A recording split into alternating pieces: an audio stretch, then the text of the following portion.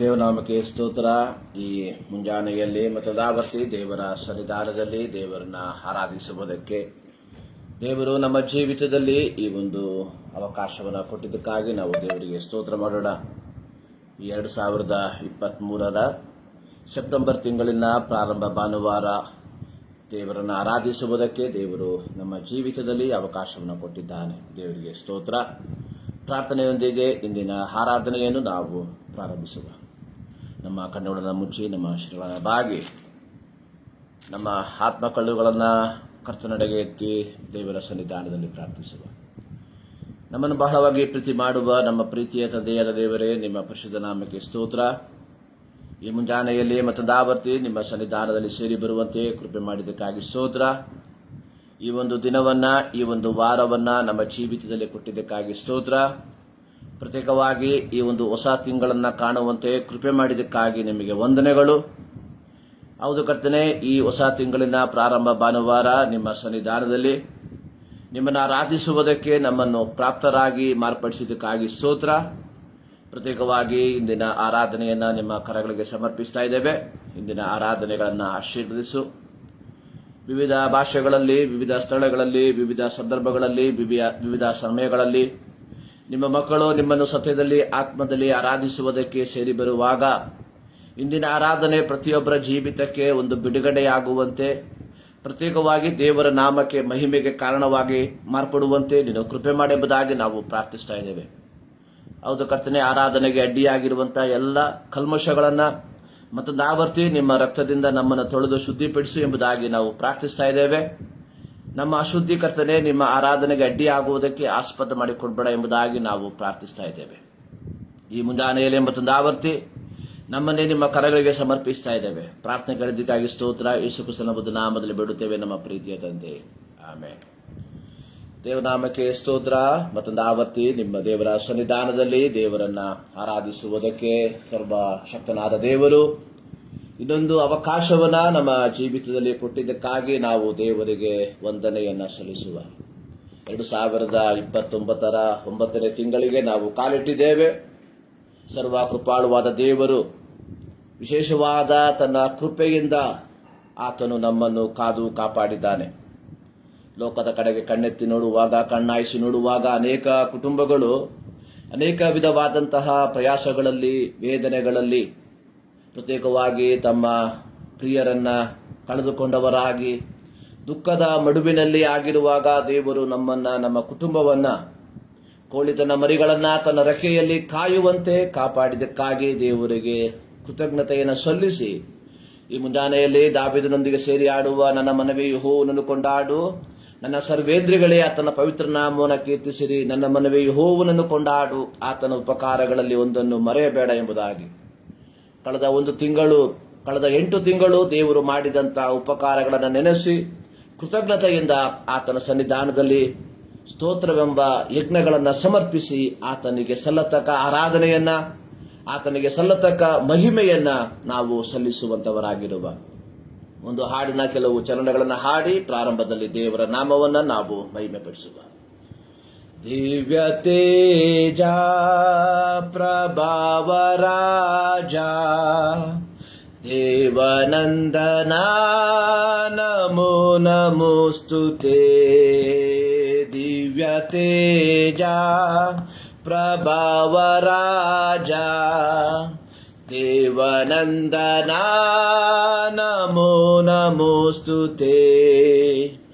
ಆದಿಕಾಲದ ಸೃಷ್ಟಿ ಮೂಲನೇ, ಅನಾದಿ ಕಾಲದ ದಿವ್ಯ ಜ್ಯೋತಿಯೇ, ಆದಿಕಾಲದ ಸೃಷ್ಟಿ ಮೂಲನೇ, ಅನಾದಿ ಕಾಲದ ದಿವ್ಯ ಜ್ಯೋತಿಯೇ, ವೇದ ಘೋಷಿತ ಪುಣ್ಯ ರೂಪನೇ, ಪ್ರವಾದಿ ಸೂಚಿತ ಮಸಿಯನೇ.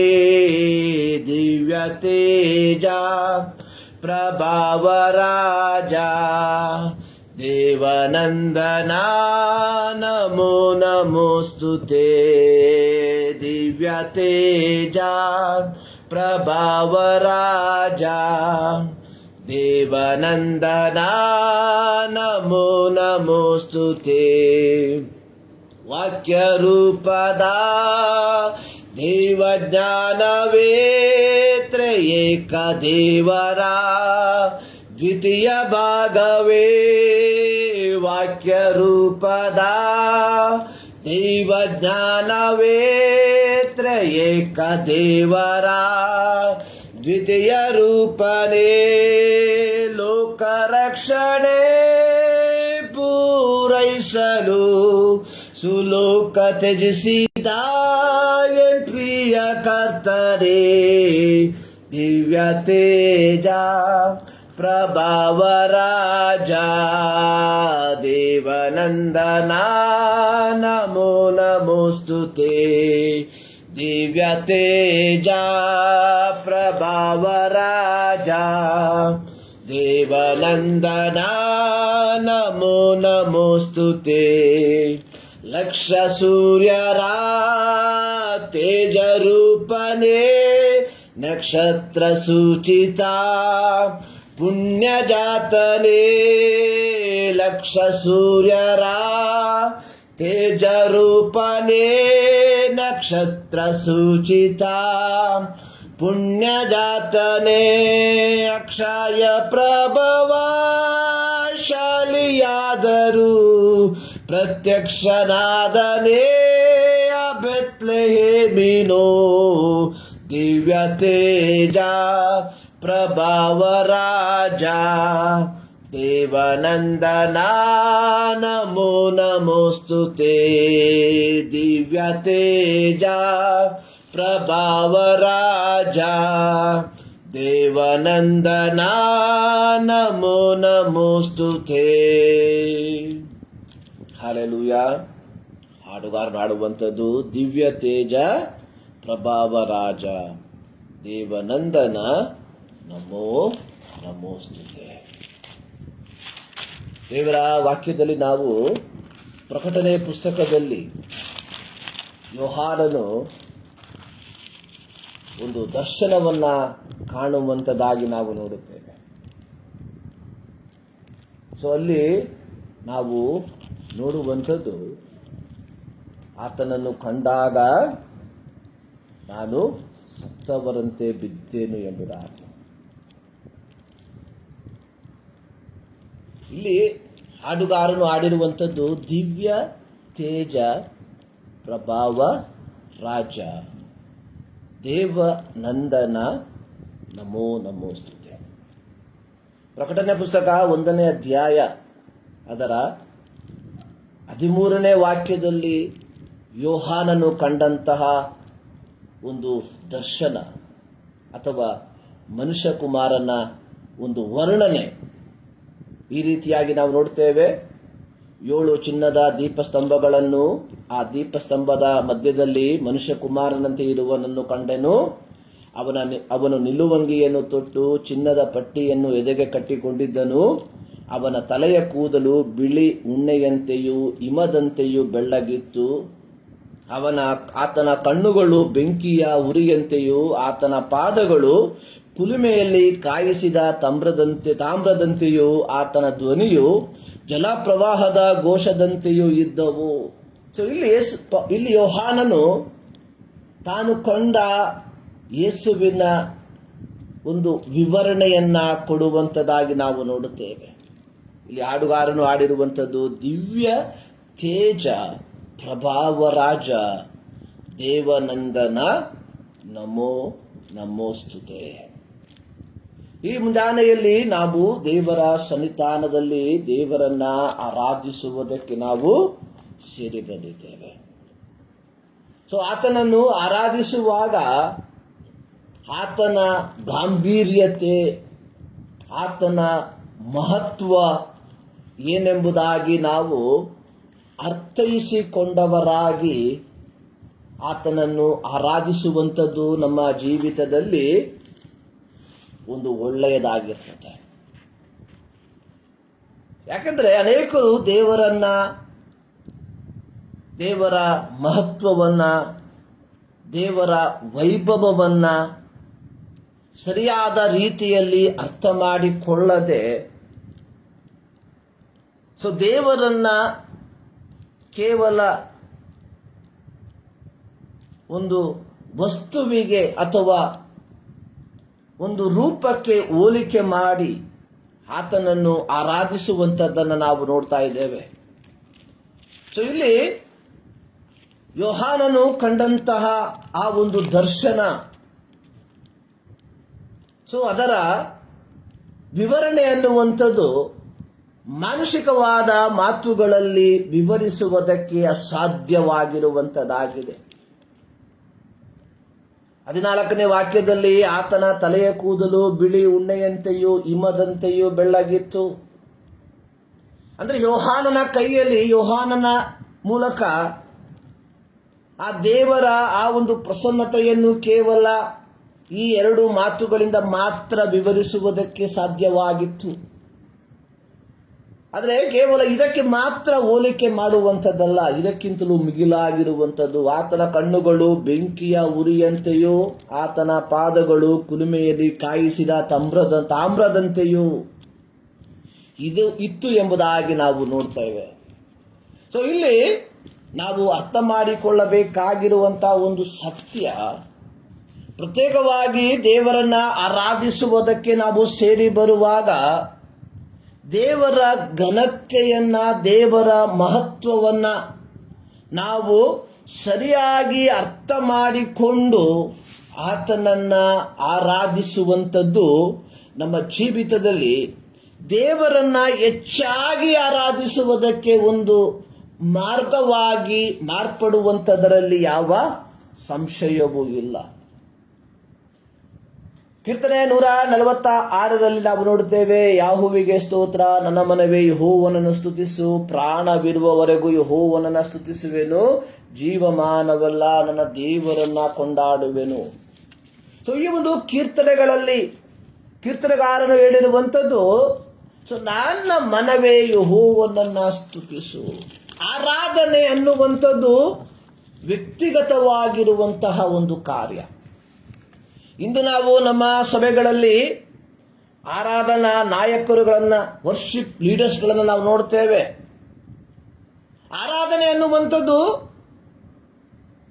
ಆರಾಧನಾ ನಾಯಕರುಗಳು ಅಥವಾ ವರ್ಷಿಪ್ ಲೀಡರ್ಸ್ಗಳು ಆಡುವಂತಹ ಸಂದರ್ಭದಲ್ಲಿ ನಾವು ತೋರ್ಪಡಿಸುವಂತಹ ಒಂದು ಎಮೋಷನಲ್ ಎಕ್ಸ್ಪ್ರೆಷನ್ ಅಲ್ಲ.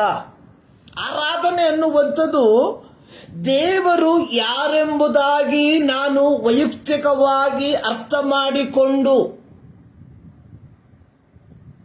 ದೇವರು ನನ್ನ ಜೀವಿತದಲ್ಲಿ ಮಾಡಿದಂತಹ ಉಪಕಾರಗಳನ್ನ ಜ್ಞಾಪಕ ಮಾಡಿಕೊಂಡು ಆತನನ್ನ ಸ್ತುತಿಸುವಂಥದ್ದು ಆರಾಧನೆ ಎಂಬುದಾಗಿ. ಇಂದು ಅನೇಕರು ಆರಾಧನೆಯನ್ನ ಬಹಳ ತಪ್ಪಾದ ರೀತಿಯಲ್ಲಿ ವಿವರಿಸುವಂಥದ್ದನ್ನು ನಾವು ನೋಡುತ್ತೇವೆ. ಪ್ರಕಟಣೆ ಪುಸ್ತಕದಲ್ಲಿ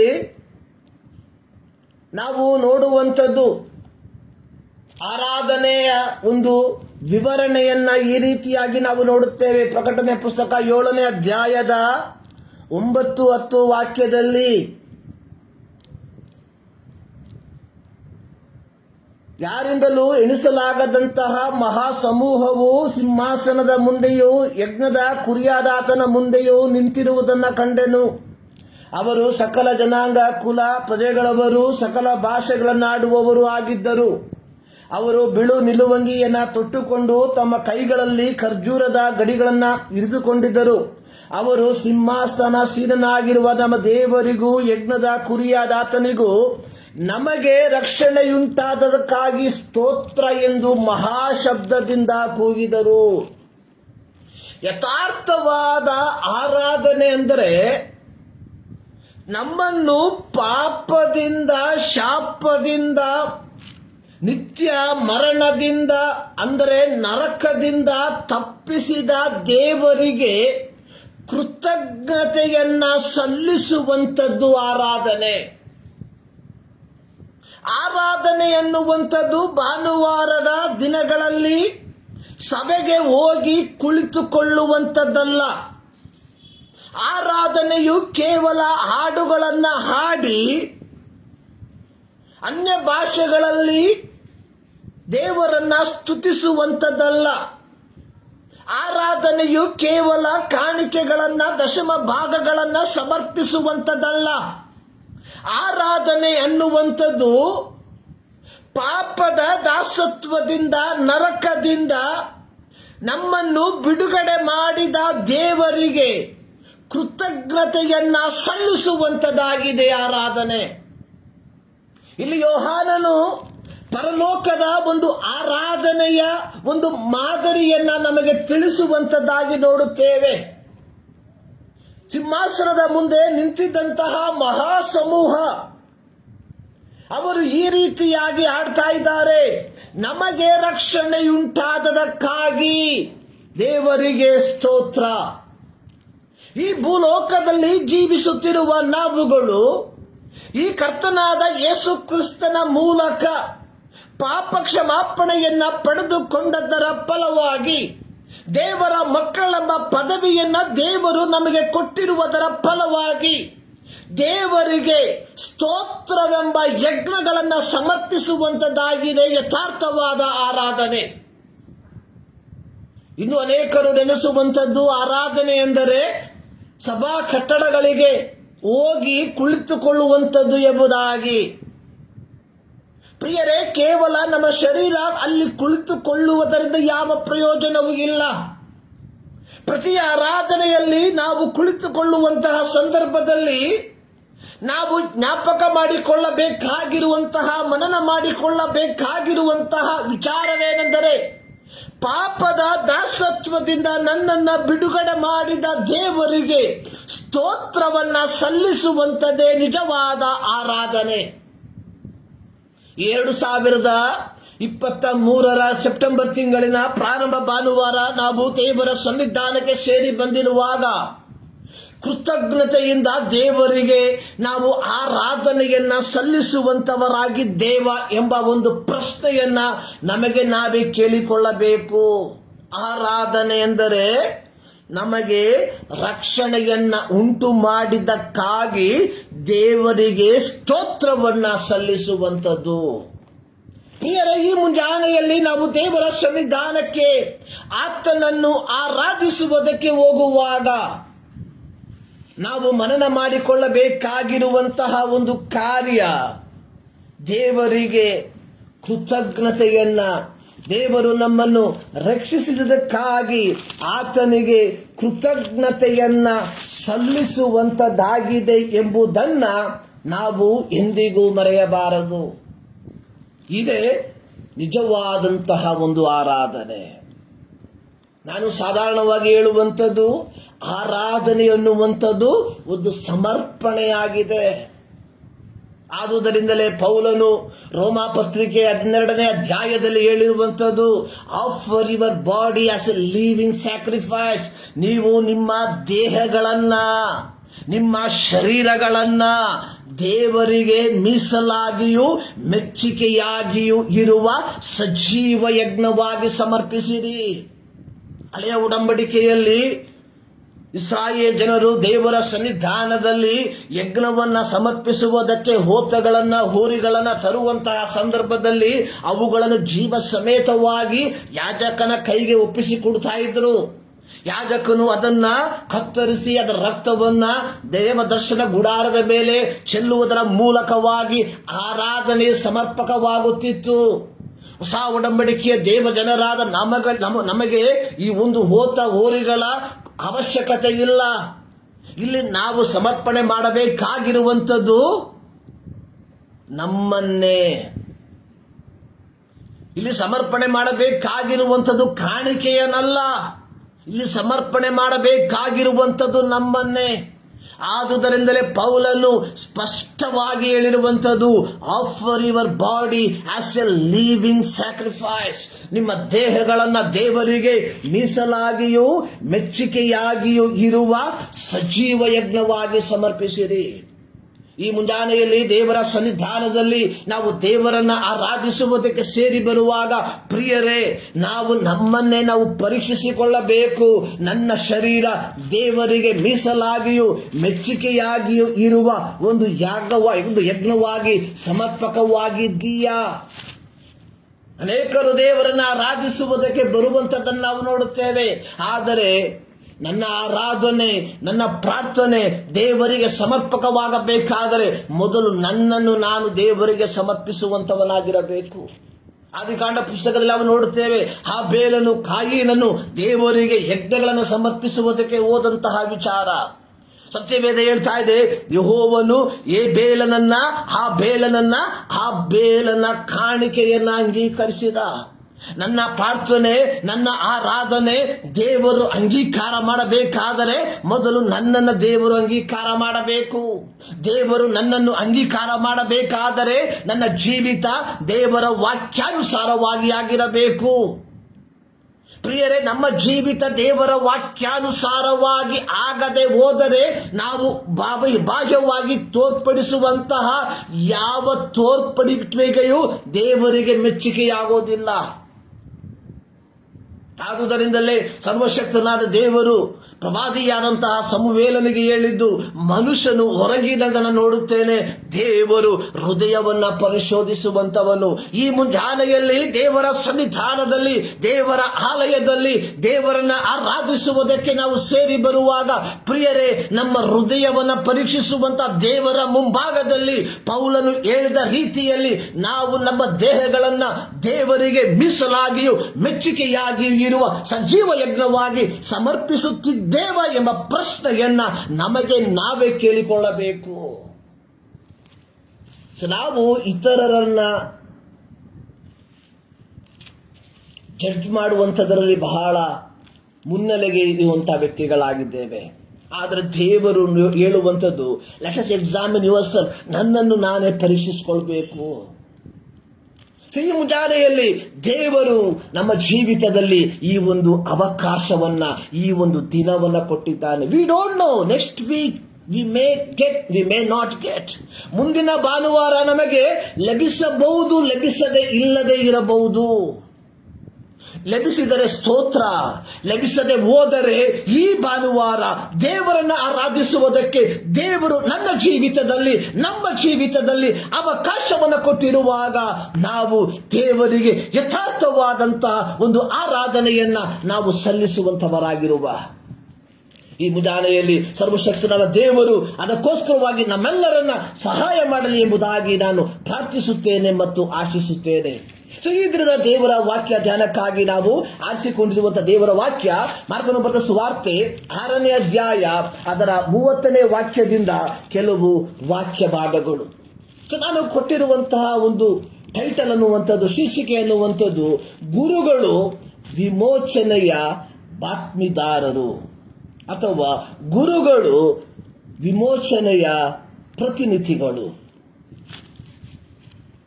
ನಾವೆಲ್ಲರೂ, ದೇವರು ನಮ್ಮೆಲ್ಲರನ್ನ ಒಂದು ಪ್ರತ್ಯೇಕವಾದ ಉದ್ದೇಶದಿಂದ ಈ ಲೋಕದಲ್ಲಿ ಇಟ್ಟಿದ್ದಾನೆ.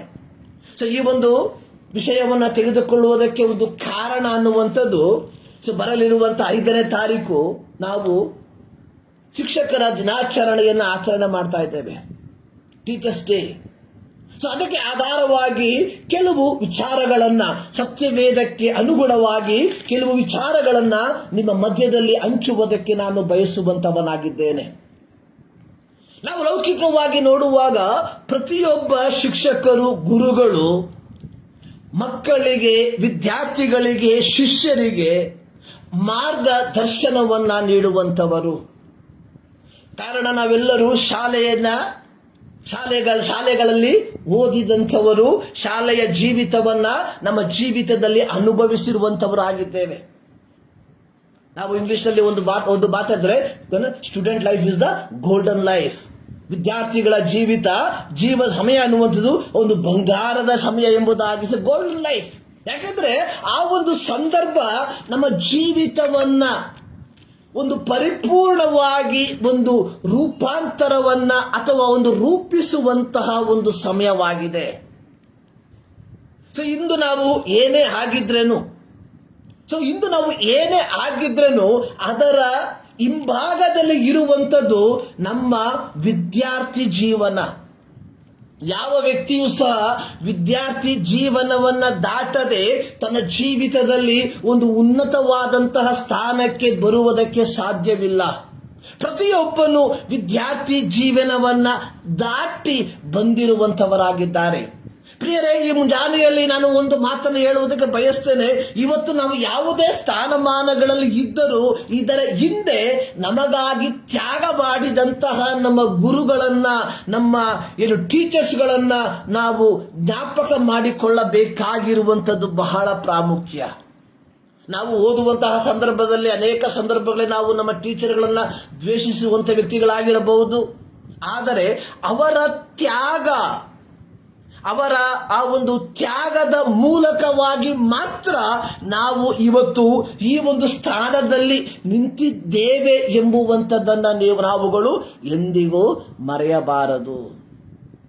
ಸೊ ಇಂದು ನಾವು ನೋಡುವಂಥದ್ದು ಗುರುಗಳು ವಿಮೋಚನೆಯ ಕಾರ್ಯಕರ್ತರು. ವಿಮೋಚನೆ ನಮ್ಮ ಜೀವಿತದಲ್ಲಿ ಒಂದು ಬದಲಾವಣೆಯನ್ನ ತರುವುದಕ್ಕೆ ಪ್ರಮುಖ ಕಾರಣಕರ್ತರು ಯಾರಾಗಿದ್ದಾರೆ? ಗುರುಗಳು. ಸೊ ಕ್ರೈಸ್ತರಾದ ನಮ್ಮ ಜೀವಿತದಲ್ಲಿ ಇದನ್ನ ಯಾವ ರೀತಿಯಾಗಿ ನಾವು ಅನ್ವರ್ಥ ಮಾಡಿಕೊಳ್ಳಬಹುದು? ಸೊ ಇಲ್ಲಿ ನಾವು ಮಾರ್ಕನು ಬರೆದ ಸುವಾರ್ತೆ 6ನೇ ಅಧ್ಯಾಯ ಅದರ 30ರಿಂದ 39 ವಾಕ್ಯಗಳನ್ನು ಅದರ 47 ವಾಕ್ಯಗಳನ್ನ ನಾವು ಕಲಿಯುವಂತಹ ಸಂದರ್ಭದಲ್ಲಿ ಇಲ್ಲಿ ಯೇಸು ಸ್ವಾಮಿ ಮಾಡಿದಂತಹ ಒಂದು ಅದ್ಭುತದ ಕುರಿತಾಗಿ ನಾವು ಅಲ್ಲಿ ಬರೆದಿರುವಂತದ್ದಾಗಿ ನಾವು ನೋಡುತ್ತೇವೆ. ಸೊ ಇಲ್ಲಿ ನಾವು ನೋಡುವಂಥದ್ದು ಯೇಸು ಸ್ವಾಮಿ ಅದರ 30ನೇ ವಾಕ್ಯ ಪ್ರಾರಂಭವಾಗುವಂಥದ್ದು. ಇತ್ತಲಾಗಿ ಅಪೊಸ್ತಲರು ಆತನ ಬಳಿಗೆ ಕೂಡಿ ಬಂದು ತಾವು ಮಾಡಿದ್ದನ್ನು ಉಪದೇಶಿಸಿದ್ದನ್ನು ಎಲ್ಲ ಆತನಿಗೆ ತಿಳಿಸಲು ಆತನು ಅವರಿಗೆ, ನೀವು ಮಾತ್ರ ವಿಂಗಡವಾಗಿ ಅಡವೆಗೆ ಬಂದು ಸ್ವಲ್ಪ ದಣಿವಾರಿಸಿಕೊಳ್ಳಿರಿ ಎಂಬುದಾಗಿ ಹೇಳಿದನು ಎಂಬುದಾಗಿ. ಯೇಸು ಸ್ವಾಮಿ ತನ್ನ ಶಿಷ್ಯರನ್ನ ಆರಿಸಿಕೊಂಡಂತಹ ಉದ್ದೇಶ ಮುಂದಾಗಿ ಅವರನ್ನ ಕಳುಹಿಸಿ ದೇವರ ರಾಜ್ಯದ ಸುವಾರ್ತೆಯನ್ನ ಜನರಿಗೆ ತಿಳಿಯಪಡಿಸುವುದಕ್ಕಾಗಿ. ಸೊ ಈ ರೀತಿಯಾಗಿ ಕಳುಹಿಸಲ್ಪಟ್ಟಂತಹ ಶಿಷ್ಯರು ತಾವು ಉಪದೇಶಿಸಿದಂತಹ ಕಾರ್ಯಗಳ ಕುರಿತಾಗಿ ಯೇಸುವಿನ ಬಳಿಗೆ ಅವರು ಮಾಹಿತಿಯನ್ನ ಕೊಡುವಂತದಾಗಿ ನೋಡುತ್ತೇವೆ. ಸೊ ಹೀಗೆ ಅವರು ಹೋಗಿ ತಾವು ತಮಗೆ ಕೊಟ್ಟಂತಹ ದೌತ್ಯವನ್ನ ಪೂರೈಸಿ ಬಂದು ಯೇಸುವಿನ ಬಳಿಗೆ ಹೇಳಿದಾಗ ಯೇಸು ಅವರಿಗೆ ಒಂದು ವಿಶ್ರಾಂತಿಯನ್ನ ಒದಗಿಸುವುದಕ್ಕಾಗಿ ಪ್ರಯತ್ನಿಸುವಂತದ್ದಾಗಿ ನಾವು ನೋಡುತ್ತೇವೆ. ಯಾಕೆಂದರೆ ಯೇಸುವಿನ ಬಳಿಗೆ ಜನರು ಯಾವಾಗಲೂ ಬಂದು ಹೋಗುತ್ತಿದ್ದರ ಫಲವಾಗಿ ಶಿಷ್ಯರಿಗೆ ಊಟ ಮಾಡುವುದಕ್ಕೂ ಸಮಯವಿಲ್ಲದೆ, ವಿಶ್ರಾಂತಿಯನ್ನ ತೆಗೆದುಕೊಳ್ಳುವುದಕ್ಕೂ ಸಮಯವಿಲ್ಲದೆ ಅವರು ಬಹಳವಾಗಿ ಕ್ಷೀಣಾವಸ್ಥೆಯಲ್ಲಿ ಹಾದು ಹೋಗುವಂತಹ ಒಂದು ಸಂದರ್ಭ. ಒಬ್ಬ ಗುರು ತನ್ನ ಶಿಷ್ಯರಿಗೆ ಬೇಕಾದ ಒಂದು ವಿಶ್ರಾಂತಿಯನ್ನ ಕೊಡುವುದಕ್ಕೆ ಬಯಸುವಂತದ್ದಾಗಿ ನಾವು ಈ ವಾಕ್ಯ ಭಾಗದಲ್ಲಿ ನಾವು ನೋಡುತ್ತೇವೆ. ಆದರೆ ಯೇಸು ಸ್ವಾಮಿ ಓದಂತಹ ವಿಚಾರಗಳನ್ನ ತಿಳಿದಂತಹ ಜನರು ಅವರು ಏನು ಮಾಡಿದ್ರು? ದೋಣಿಗಳಲ್ಲಿ ಆತನನ್ನ ಹಿಂಬಾಲಿಸಿದರು. ಕಾಲು ನಡಿಗೆಯಲ್ಲಿ ಅವರಿಗಿಂತಲೂ ಮುಂದಾಗಿ ಬಂದು ಅವರು ಆತನನ್ನ ಭೇಟಿ ಮಾಡಿದರು ಎಂಬುದಾಗಿ ನಾವು ನೋಡುತ್ತೇವೆ. ಸೊ ಈ ರೀತಿ ಜನರನ್ನ ಕಂಡಂತಹ ಯೇಸು ಸ್ವಾಮಿ ಆತನು 34ನೇ ವಾಕ್ಯದಲ್ಲಿ ಹೇಳುವಂಥದ್ದು, ಇವರು ಕುರುಬನಿಲ್ಲದ ಕುರಿಗಳ ಆಗಿದ್ದಾರಲ್ಲ ಎಂದು ಕನಿಕರಪಟ್ಟನು. ಒಬ್ಬ ಗುರುವಿಗೆ ಇರಬೇಕಾದಂತಹ ಮೊದಲ ಗುಣ ಅನ್ನುವಂಥದ್ದು ಕನಿಕರ. When Jesus saw the crowd, ಯೇಸು ಸ್ವಾಮಿ ಜನರ ಗುಂಪನ್ನು ನೋಡಿದಾಗ, ಯೇಸುವಿನ ಐಹಿಕ ಸೇವೆಯ ಸಂದರ್ಭದಲ್ಲಿ ಯೇಸುವನ್ನು ಹಿಂಬಾಲಿಸುತ್ತಿದ್ದಂತಹ ಒಂದು ಜನ ಸಮೂಹವನ್ನು ನಾವು ನೋಡುತ್ತೇವೆ.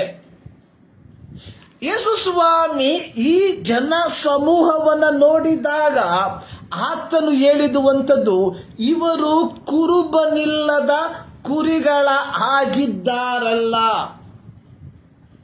ಸೊ ನಮಗೆ ಗೊತ್ತು, ಕುರಿಗಳಿಗೆ ಕುರುಬನು ಇಲ್ಲದೆ ಹೋದರೆ ಕುರಿಗಳು ನಾನಾ ದಿಕ್ಕಿನಲ್ಲಿ ಚೆಲ್ಲಾಪಿಲ್ಲಿಯಾಗಿ ಓಡಿ ಹೋಗುತ್ತದೆ. ಕುರಿಗಳನ್ನ ಸರಿದಾರಿಗೆ ನಡೆಸಬೇಕಾದರೆ ಒಂದು ಕುರುಬನು ಬೇಕಾಗಿರುವಂಥದ್ದು ಬಹಳ ಪ್ರಾಮುಖ್ಯ.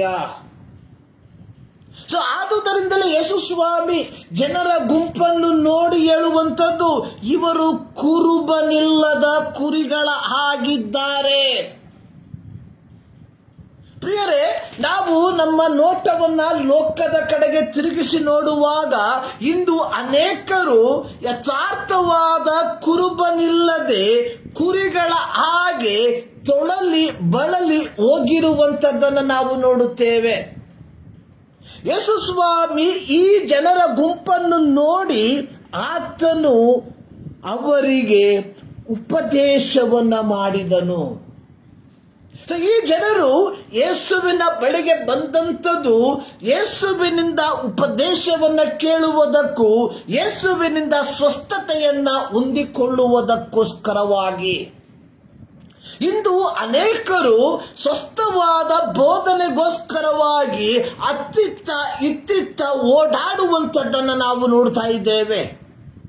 ಇಂದು ಅನೇಕ ಕಡೆ ಬೋಧನೆಗಳು ಸಾರಲ್ಪಡುತ್ತಿದ್ದಾಗ್ಯೂ ಒಂದು ಯಥಾರ್ಥವಾದ ಸತ್ಯವಾದ ಬೋಧನೆ ಇಲ್ಲದೆ ಇರುವಂಥದ್ದನ್ನ ನಾವು ಕಾಣುವಂಥವರಾಗಿದ್ದೇವೆ. ಇಂದು ಅನೇಕರು ಬೋಧಿಸುವಂಥದ್ದು ಕೇವಲ ತಮ್ಮ ಸ್ವಾರ್ಥಕ್ಕೋಸ್ಕರವಾಗಿ ದೇವರ ವಾಕ್ಯದಲ್ಲಿ ಬರೆದಿರುವಂಥದ್ದು, ನಾನು ಲೋಕಕ್ಕೆ ಒಂದು ಕ್ಷಾಮವನ್ನ ಬರಮಾಡ್ತೇನೆ. ಅದು ಅನ್ನದ ಕ್ಷಾಮವಲ್ಲ, ನೀರಿನ ಕ್ಷಾಮವಲ್ಲ, ದೇವರ ವಾಕ್ಯದ ಕ್ಷಾಮ. ಇವತ್ತು ನಮ್ಮ ದೇಶ, ಇಡೀ ಪ್ರಪಂಚ ಅನುಭವಿಸುತ್ತಿರುವ ಒಂದು ಕ್ಷಾಮ ಅಂದರೆ ದೇವರ ವಾಕ್ಯದ ಕ್ಷಾಮ. ಆಗ ನೀವು ಕೇಳಬಹುದು, ಇವತ್ತು ಮೀಡಿಯಾಗಳ ಮೂಲಕವಾಗಿ, ಫೇಸ್ಬುಕ್ ಮೂಲಕವಾಗಿ, ಅದೇ ವಾಟ್ಸಪ್ ಮೂಲಕವಾಗಿ ಅನೇಕರು ದೇವರ ವಾಕ್ಯವನ್ನು ಸಾರುತ್ತಿದ್ದಾರೆ. ಹೀಗಿರುವಾಗ ಯಾವ ರೀತಿ ಸಾಧ್ಯ ದೇವರ ವಾಕ್ಯಕ್ಕೆ ಕ್ಷಾಮ ಎಂಬುದಾಗಿ? ಪ್ರಿಯರೇ, ಅನೇಕರು ದೇವರ ವಾಕ್ಯವನ್ನು ಸಾರುವಂತವರಾಗಿದ್ದಾರೆ. ಆದರೆ ಯಥಾರ್ಥವಾದ ರಕ್ಷಣೆಯ ವಾಕ್ಯವನ್ನ ಸಾರುವಂತವರು ಕೇವಲ ವಿರಳವಾಗಿದ್ದಾರೆ. ನೋಡಿ, ಯೇಸುಸ್ವಾಮಿಯ ಪ್ರಾರಂಭ ಪ್ರಸಂಗವನ್ನು ನಾವು ನೋಡುವಂತಹ ಸಂದರ್ಭದಲ್ಲಿ ಮತ್ತಾಯನ ಬರೆದ ಸುವಾರ್ತೆ ಅದರ 4ನೇ ಅಧ್ಯಾಯ ಅದರ 17ನೇ ವಾಕ್ಯದಲ್ಲಿ ಯೇಸುಸ್ವಾಮಿ ಹೇಳಿದಂಥದ್ದು, ಪರಲೋಕ ರಾಜ್ಯವು ಸಮೀಪಿಸಿತು, ದೇವರ ಕಡೆಗೆ ತಿರುಗಿಕೊಳ್ಳಿರಿ. ಅದಕ್ಕಿಂತಲೂ ಮುಂಚಿತವಾಗಿ ಸ್ನಾನಿಕನಾದ ಯೋಹಾನನು ಯೂದಾಯದ ಅಡವಿಯಲ್ಲಿ ಸಾರಿದ್ದೇನೆಂದರೆ, ಪರಲೋಕ ರಾಜ್ಯವು ಸಮೀಪಿಸಿದ್ದು, ದೇವರ ಕಡೆಗೆ ತಿರುಗಿಕೊಳ್ಳಿರಿ. ಸೊ ನಾವು ಸಾರಬೇಕಾಗಿರುವಂತಹ ವಾಕ್ಯ ಅಂದರೆ ದೇವರ ರಾಜ್ಯದ ಕುರಿತಾಗಿ. ನಾವು ಸಾರಬೇಕಾಗಿರುವ ವಾಕ್ಯ ಅಂದರೆ ಮಾನಸಾಂತರದ ಕುರಿತಾಗಿ. ನಾವು ಸಾರಬೇಕಾಗಿರುವ ವಾಕ್ಯ ಅಂದರೆ ಒಂದು ಪವಿತ್ರವಾದ ಜೀವಿತದ ಕುರಿತಾಗಿ. ಆದರೆ ಇವತ್ತು ನಾವು ಸಾರುವಂಥದ್ದು, ನಾವು ಕೇಳುತ್ತಿರುವಂಥದ್ದು ಕೇವಲ ಆಶೀರ್ವಾದದ ಮಾತುಗಳನ್ನು ಮಾತ್ರ. ಯೇಸುಸ್ವಾಮಿಯ ಬಳಿಗೆ ಬಂದಂತಹ ಜನರು ಯೇಸುಸ್ವಾಮಿ ಅವರನ್ನು ನೋಡಿ ಕುರುಬನಿಲ್ಲದ ಕುರಿಗಳಂತೆ ಇದ್ದಾರೆ ಎಂಬುದಕ್ಕೆ ಹೇಳುವುದಕ್ಕೆ ಕಾರಣ, ಅವರಿಗೂ ಫರಿಸಾಯರು, ಅವರಿಗೂ ಯಾಜಕರು, ಅವರಿಗೂ ಮಹಾಪುರೋಹಿತರು ಇದ್ದಾಗ್ಯೂ ಅವರ ಮೂಲಕ ಈ ಜನರಿಗೆ ಬೇಕಾದಂತಹ ಯಥಾರ್ಥವಾದ ಬೋಧನೆ ಲಭಿಸದೆ ಹೋದದರಿಂದಲೇ ಯೇಸುಸ್ವಾಮಿ ಅವರನ್ನು ನೋಡಿ ಹೇಳಿದಂಥದ್ದು, ಇವರು ಕುರುಬನಿಲ್ಲದ ಕುರಿಗಳ ಹಾಗೆ ಆಗಿದ್ದಾರೆ ಎಂಬುದಾಗಿ. ಪ್ರಿಯರೇ, ಇಂದು ಅನೇಕರು ಕುರುಬನಿಲ್ಲದ ಕುರಿಗಳಂತೆ ತೊಳಲುವಂಥದ್ದನ್ನು ನಾವು ನೋಡುವಂಥವರಾಗಿದ್ದೇವೆ. ಸೊ ನಮ್ಮ ಜವಾಬ್ದಾರಿ, ಯೇಸು ಒಬ್ಬ ಗುರುವಾಗಿ ಆತನು ಮಾಡಿದಂತಹ ಕೆಲಸ, ಆತ ಆತನು ಜನರನ್ನ ನೋಡಿ ಕನಿಕರಪಟ್ಟು ಅವರಿಗೆ ಉಪದೇಶವನ್ನ ಮಾಡಿದನು. ಉಪದೇಶ, ಇಂಪಾರ್ಟೆಂಟ್ ಥಿಂಗ್ಸ್. ಒಬ್ಬ ಮನುಷ್ಯನ ಜೀವಿತದಲ್ಲಿ ಅತ್ಯಮೂಲ್ಯವಾಗಿ ಬೇಕಾಗಿರುವಂಥದ್ದು ಒಂದು ದೈವಿಕವಾದ ಉಪದೇಶ.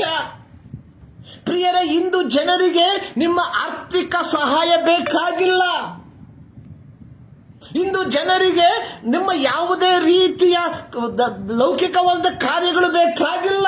ಜನರಿಗೆ ಬೇಕಾಗಿರುವಂಥದ್ದು ಒಂದು ಸತ್ಯವಾದಂತಹ ಸುವಾರ್ತೆ. ಅದನ್ನು ನಾವು ಹೇಳುವುದಕ್ಕೆ ಸಿದ್ಧರಾಗಿದ್ದೇವ ಎಂಬ ಒಂದು ಪ್ರಶ್ನೆಯನ್ನ ನಮಗೆ ನಾವೇ ಕೇಳಿಕೊಳ್ಳಬೇಕು. ಜನರು, ಯೇಸು ಸ್ವಾಮಿ ಜನರನ್ನ ಕಂಡಾಗ ಅವರಿಗೆ ಹೇಳಿದ್ದೇನೆಂದರೆ ಅವರಿಗೆ ಉಪದೇಶವನ್ನ ಮಾಡುವುದಕ್ಕೆ ಪ್ರಾರಂಭ ಮಾಡಿದನು. ಮೊದಲು ಅವರ ಆತ್ಮಿಕ ಕಾರ್ಯಗಳಿಗೆ ಬೇಕಾದಂತಹದನ್ನ ದೇವರು ಒದಗಿಸಿಕೊಟ್ಟ.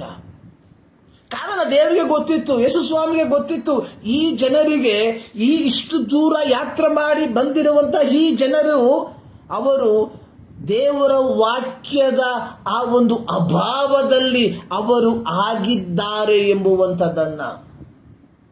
ಇಂದು ಅನೇಕರು ದೇವರ ವಾಕ್ಯದ ಅಭಾವದಲ್ಲಿ ಜೀವಿಸುವಂಥದ್ದನ್ನು ನಾವು ನೋಡುವಂಥವರಾಗಿದ್ದೇವೆ.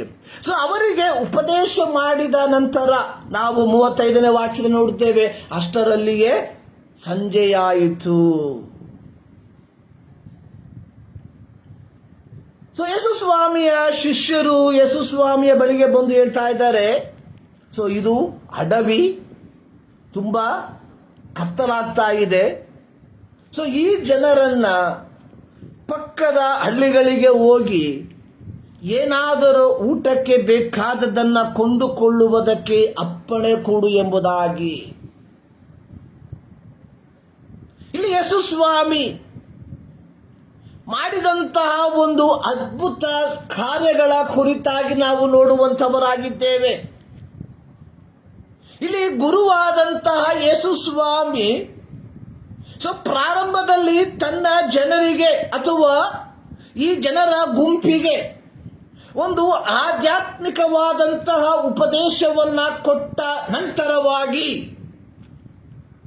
ತನ್ನೊಂದಿಗಿದ್ದ ಶಿಷ್ಯರು ಯೇಸುವಿನ ಬಳಿಗೆ ಹೇಳುವಂಥದ್ದು, ಇವರನ್ನು ಅಕ್ಕಪಕ್ಕದ ಹಳ್ಳಿಗಳಿಗೆ ಕಳುಹಿಸು, ಇವರು ತಮಗೆ ಬೇಕಾದದ್ದನ್ನ ಊಟಕ್ಕೆ ಬೇಕಾದದ್ದನ್ನ ಕೊಂಡುಕೊಳ್ಳಲಿ.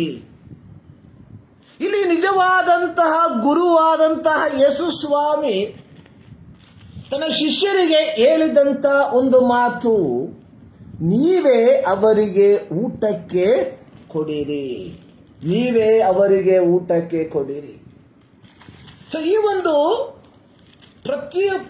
ಪ್ರತಿ ಮಾತು ಶಿಷ್ಯರನ್ನ ಒಂದು ರೀತಿಯ ಗೊಂದಲಕ್ಕೆ ತಳ್ಳುವಂಥದ್ದಾಗಿ ನಾವು ನೋಡುತ್ತೇವೆ. ಅವರು ಹೇಳುವಂಥದ್ದು, ನಾವು ಹೋಗಿ 200 ಹಣಕ್ಕೆ ರೊಟ್ಟಿಯನ್ನು ಕೊಂಡುಕೊಂಡು ಅವರಿಗೆ ಊಟಕ್ಕೆ ಕೊಡಬೇಕು. ಅಂದ್ರೆ ಬಂದಂತಹ 5,000 ಜನರಿಗೆ ಅದು ಕೇವಲ ಗಂಡಸರು ಮಾತ್ರ, ಹೆಂಗಸರ ಮತ್ತು ಮಕ್ಕಳ ಲೆಕ್ಕ ಅಲ್ಲಿ ಬರೆಯಲ್ಪಡಲಿಲ್ಲ. ಬಂದಿರುವಂತಹ ಈ 5,000 ಜನರಿಗೆ ಊಟಕ್ಕೆ ಕೊಡುವುದಕ್ಕೆ ಕಡಿಮೆ ಅಂದ್ರೇನು 200 ಹಣಕ್ಕೆ ರೊಟ್ಟಿಯನ್ನ ಕೊಂಡುಕೊಳ್ಳಬೇಕು. ಇನ್ ಕೇಸ್ ಅವರ ಬಳಿಯಲ್ಲಿ 200 ಹಣ ಇದ್ರೇನು ಆ ಹಳ್ಳಿಗಳಲ್ಲಿ ಎಲ್ಲಿ ತಾನೇ ರೊಟ್ಟಿ ಸಿಕ್ಕಬಹುದು? ಅಲ್ಲಿ ಯಾವ ಹೋಟೆಲ್ಗಳಿರ್ತಾವೆ? ಎಲ್ಲ ಅಸಾಧ್ಯವಾದಂತಹ ಕಾರ್ಯ. ಅಂದ್ರೆ ಯೇಸು ಸ್ವಾಮಿ ಹೇಳುವಂತ, ಯೇಸು ಸ್ವಾಮಿಯ ಪ್ರತಿ ಉತ್ತರಕ್ಕೆ ಅವರು ಹೇಳುವಂಥದ್ದು 200 ಹಣಕ್ಕೆ ನಾವು ಎಲ್ಲಿಂದ ರೊಟ್ಟಿಯನ್ನು ತಂದು ಕೊಡುವಂಥದ್ದು. ಅಲ್ಲಿ ಯೇಸು ಸ್ವಾಮಿ ಹೇಳುವಂಥದ್ದು, ನಿಮ್ಮ ಬಳಿಯಲ್ಲಿ ನಿಮ್ಮಲ್ಲಿ ಎಷ್ಟು ರೊಟ್ಟಿಗಳಿವೆ ಹೋಗಿ ನೋಡಿಕೊಂಡು ಬನ್ನಿ. ನಮಗೆ ಗೊತ್ತು, ಅವರು ಬಂದು ಕೊಟ್ಟಂತಹ ಉತ್ತರ 5 ರೊಟ್ಟಿ 2 ಮೀನುಗಳು.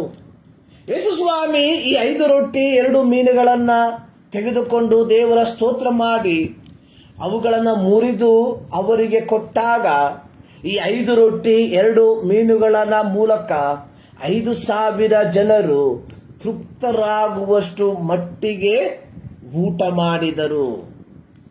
ಅದರ 43ನೇ ವಾಕ್ಯದಲ್ಲಿ ನೋಡುತ್ತೇವೆ, ಮಿಕ್ಕ ತುಂಡುಗಳನ್ನು ಕೂಡಿಸಲಾಗಿ 12 ಪುಟ್ಟಿ ತುಂಬಿದವು.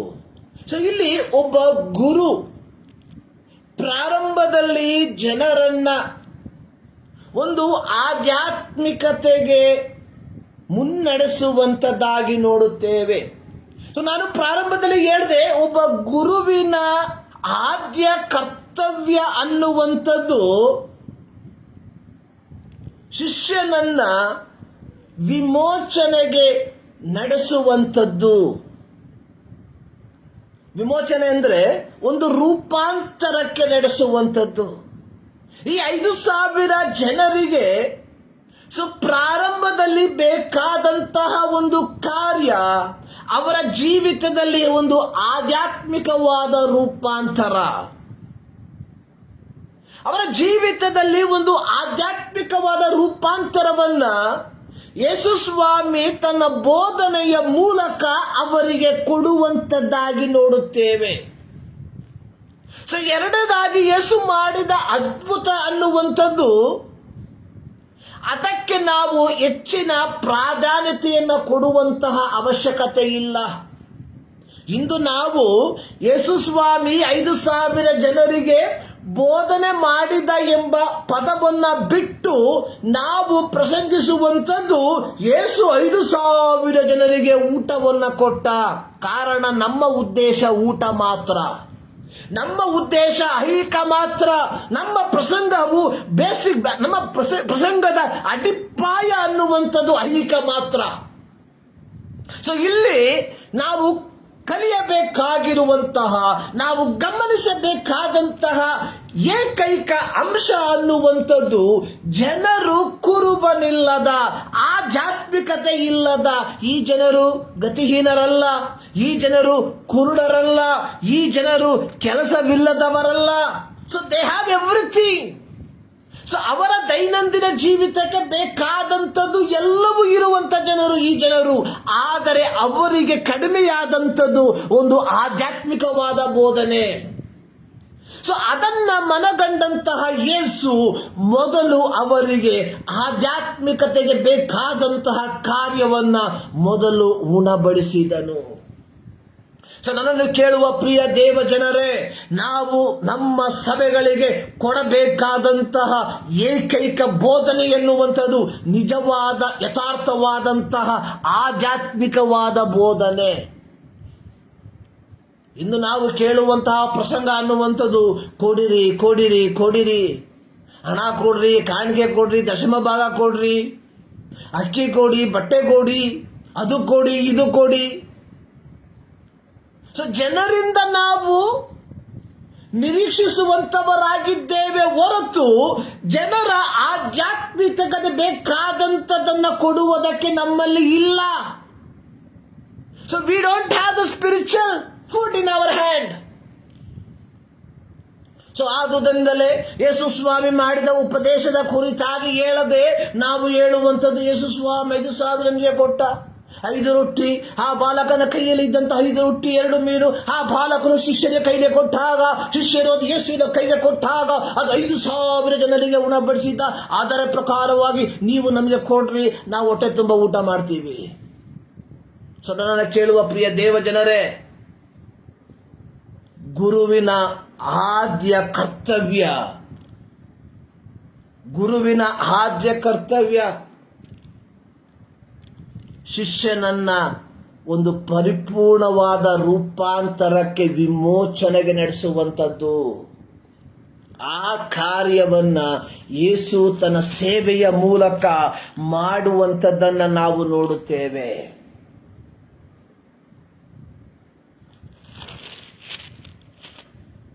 ಸೊ ನಂತರವಾಗಿ ನಾವು ನೋಡುವಂತಹ ಎರಡನೇ ಒಂದು ಕಾರ್ಯ, ಅಪೊಸ್ತಲರ ಕೃತ್ಯದಲ್ಲಿ ನಾವು ಅದನ್ನು ನೋಡುವಂಥವರಾಗಿದ್ದೇವೆ. ಅದರ ಅಲ್ಲಿ ನಾವು ನೋಡುವಂತಹ ಒಂದು ಕಾರ್ಯ ಏನೆಂದರೆ, ಫಿಲಿಪ್ಪನ ಮೂಲಕವಾಗಿ ದೇವರು ಒಂದು ದೊಡ್ಡ ಅದ್ಭುತವನ್ನ ಮಾಡಿದಂತಹ ಅಪೊಸ್ತಲ ಕೃತ್ಯ 8ನೇ ಅಧ್ಯಾಯ 26ನೇ ವಾಕ್ಯದಿಂದ ಅದರ 40 ವಾಕ್ಯದಲ್ಲಿ ಈ ಒಂದು ಸಂಭವವನ್ನು ನಾವು ನೋಡುತ್ತೇವೆ. ಫಿಲಿಪ್ಪನು ಅಪೊಸ್ತಲರ ಕಾಲದಲ್ಲಿ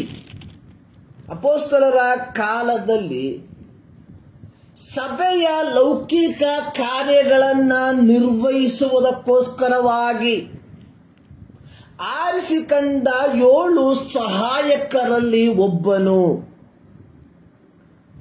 ಅಪೊಸ್ತಲ ಕೃತ್ಯ 6ನೇ ಅಧ್ಯಾಯದಲ್ಲಿ ನಾವು ನೋಡುತ್ತೇವೆ, ಆ ದಿನದಲ್ಲಿ ಶಿಷ್ಯರು ಹೆಚ್ಚುತ್ತಾ ಬರಲಾಗಿ ಅವರೊಳಗೆ ಗ್ರೀಕ್ ಭಾಷೆಯವರು ಇಬ್ರಿಯ ಭಾಷೆಯವರ ಮೇಲೆ ದಿನದ ಉಪಚಾರದಲ್ಲಿ ನಮ್ಮ ವಿಧವೆಯರನ್ನು ಸರಿಯಾಗಿ ಪರಾಂಬರಿಸುವುದಿಲ್ಲ ಎಂಬುದಾಗಿ ಗುಣಗುಟ್ಟಿದರು. ಆಗ 12 ಮಂದಿ ಅಪೊಸ್ತಲ ಶಿಷ್ಯ ಮಂಡಳಿಯ ಕೂಡಿಸಿ, ನಾವು ದೇವರ ವಾಕ್ಯೋಪದೇಶವನ್ನು ಬಿಟ್ಟು ಉಪಚಾರ ಮಾಡುತ್ತಿರುವುದು ತಕ್ಕದಲ್ಲ. ಆದುದರಿಂದ ಸಹೋದರರೇ, ಸಂಭಾವಿತರು, ಪವಿತ್ರಾತ್ಮ ಭರಿತರು, ಜ್ಞಾನ ಸಂಪನ್ನರು ಆಗಿರುವ 7 ಮಂದಿಯನ್ನು ನಿಮ್ಮೊಳಗಿಂದ ಆರಿಸಿಕೊಳ್ಳಿರಿ, ಅವರನ್ನು ಆ ಕೆಲಸದ ಮೇಲೆ ನೇಮಿಸುವೆವು. ಹೀಗೆ ಆರಿಸಿಕೊಂಡವರಲ್ಲಿ ಫಿಲಿಪ್ಪನು ಒಬ್ಬನಾಗಿದ್ದನು. ಫಿಲಿಪ್ಪನ ಮೂಲಕವಾಗಿ ದೇವರು ಮಾಡಿದಂತಹ ಒಂದು ಸೇವೆ, ಅದರ 8ನೇ ಅಧ್ಯಾಯವನ್ನ ನಾವು ಕಲಿಯುವಂತಹ ಸಂದರ್ಭದಲ್ಲಿ, ಕಾರಣ 6ನೇ ಅಧ್ಯಾಯದಲ್ಲಿ ಅಪೊಸ್ತಲರು ಸಭೆಯ ಲೌಕಿಕ ಕಾರ್ಯಗಳನ್ನು ಮಾಡುವುದಕ್ಕೆ 7 ಮಂದಿಯನ್ನ ಆರಿಸಿಕೊಂಡು ಅವರನ್ನ ಆ ಕೆಲಸಕ್ಕೋಸ್ಕರವಾಗಿ ನೇಮಿಸುವಂಥದ್ದನ್ನು ನಾವು ನೋಡುತ್ತೇವೆ.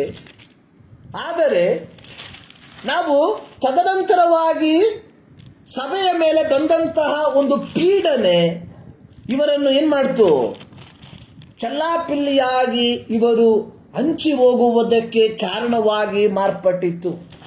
ಹೀಗೆ ಹೋದಂತಹ ಸಂದರ್ಭದಲ್ಲಿ ಫಿಲಿಪ್ಪನನ್ನ ಕರ್ತನ ದೂತನು ಯೆರೂಸಲೇಮಿನಿಂದ ಗಾಜಕ್ಕೆ ಹೋಗುವ ಮಾರ್ಗಕ್ಕೆ ನಡೆಸುವಂಥದ್ದನ್ನು ನಾವು ನೋಡುತ್ತೇವೆ.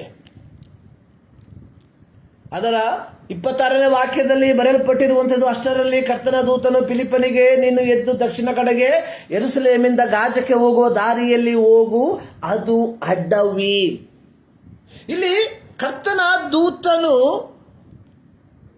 ಸಭೆಯ ಲೌಕಿಕ ಕಾರ್ಯಗಳಿಗೋಸ್ಕರವಾಗಿ ನೇಮಿಸಲ್ಪಟ್ಟಂತಹ ಫಿಲಿಪ್ಪನಿಗೆ ಒಂದು ನಿರ್ದಿಷ್ಟವಾದ ದರ್ಶನವನ್ನ ಅಥವಾ ಒಂದು ನಿರ್ದಿಷ್ಟವಾದ ಮಾರ್ಗದರ್ಶನವನ್ನ ನೀಡಿ ಅವನನ್ನ ಕಳುಹಿಸುವಂತದಾಗಿ ನೋಡುತ್ತೇವೆ.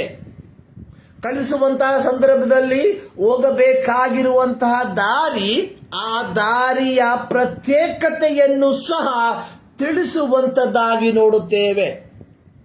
ಇಲ್ಲಿ ನಾವು ನೋಡುವಂಥದ್ದು, ನೀನು ಯೆರೂಸಲೇಮಿನಿಂದ ಗಾಜಕ್ಕೆ ಹೋಗುವ ದಾರಿಯಲ್ಲಿ ಹೋಗು, ಅದು ಅಡ್ಡವಿ. ಫಿಲಿಪ್ಪನು ಹೊರಟು ಹೋದ ಫಿಲಿಪ್ಪನು ಭೇಟಿಯಾದಂಥದ್ದು ಐಥಿಯೋಪ್ಯ ದೇಶದ ಒಬ್ಬ ಮನುಷ್ಯನನ್ನು. ಇವನು ಐಥಿಯೋಪ್ಯ ರಾಣಿಯ ಕಂದಾಕೆಯ ಒಬ್ಬ ಕಂಚುಕಿಯಾಗಿದ್ದನು ಅಥವಾ ಫೈನಾನ್ಸ್ ಮಿನಿಸ್ಟರ್ ಆಗಿದ್ದ ಎಂಬುದಾಗಿ. ಈತ ದೇವರನ್ನು ಯೆರೂಸಲೇಮಿನಲ್ಲಿ ದೇವರನ್ನ ಆರಾಧಿಸಿ ಆತನು ಹಿಂತಿರುಗಿ ತನ್ನ ರಥದಲ್ಲಿ ಆತನು ತನ್ನ ದೇಶಕ್ಕೆ ಹೋಗುವಂತಹ ಮಾರ್ಗ ಮಧ್ಯ. ಹೀಗೆ ಹೋಗುವಂತಹ ಸಂದರ್ಭದಲ್ಲಿ ಈ ಐಥಿಯೋಪ್ಯದ ಕಂಚುಕಿ ತನ್ನ ರಥದಲ್ಲಿ ಕುಳಿತುಕೊಂಡು ಯೆಶಾಯನು ಬರೆದ ಪ್ರವಾದನ ಗ್ರಂಥದ ವಾಕ್ಯ ಭಾಗವನ್ನ ಓದುತ್ತಾ ಹೋಗುತ್ತಾ ಇದ್ದ. ಆ ಸಂದರ್ಭದಲ್ಲಿ ದೇವರಾತ್ಮನು ಫಿಲಿಪ್ಪನಿಗೆ ಹೇಳಿದಂಥದ್ದು, ನೀನು ರಥದ ಬಳಿಗೆ ಹೋಗಿ ಅವನ ಸಂಗಡ ನಡೆ. ಫಿಲಿಪ್ಪನು ಓಡಿ ಹೋಗಿ ಆ ಮನುಷ್ಯನು ಯೆಶಾಯ ಪ್ರವಾದಿಯ ಗ್ರಂಥವನ್ನ ಓದುತ್ತಿದ್ದುದನ್ನು ಕೇಳಿ ಎಲೈ, ನೀನು ಓದುವುದು ನಿನಗೆ ತಿಳಿಯುತ್ತದೋ ಅನ್ನಲು ಅವನು, ಯಾರಾದರೂ ನನಗೆ ಅರ್ಥವನ್ನು ತಿಳಿಸಿಕೊಟ್ಟ ಹೊರತು ಅದು ನನಗೆ ಹೇಗೆ ತಿಳಿದಿತು ಎಂದು ಹೇಳಿ, ನೀನು ರಥವನ್ನು ಹತ್ತಿ ನನ್ನ ಬಳಿಯಲ್ಲಿ ಕೂತುಕೋ ಎಂಬುದಾಗಿ ಫಿಲಿಪ್ಪನನ್ನು ಕೇಳಿಕೊಂಡನು. ಅವನು ಓದುತ್ತಿದ್ದ ಧರ್ಮಶಾಸ್ತ್ರ ವಚನವು ಯಾವುದೆಂದರೆ, ಮಧ್ಯಸ್ಥಾನಕ್ಕೆ ಒಯ್ಯಲ್ಪಡುವ ಕುರಿಯಂತೆ ಆತನು ಒಯ್ಯಲ್ಪಟ್ಟನು.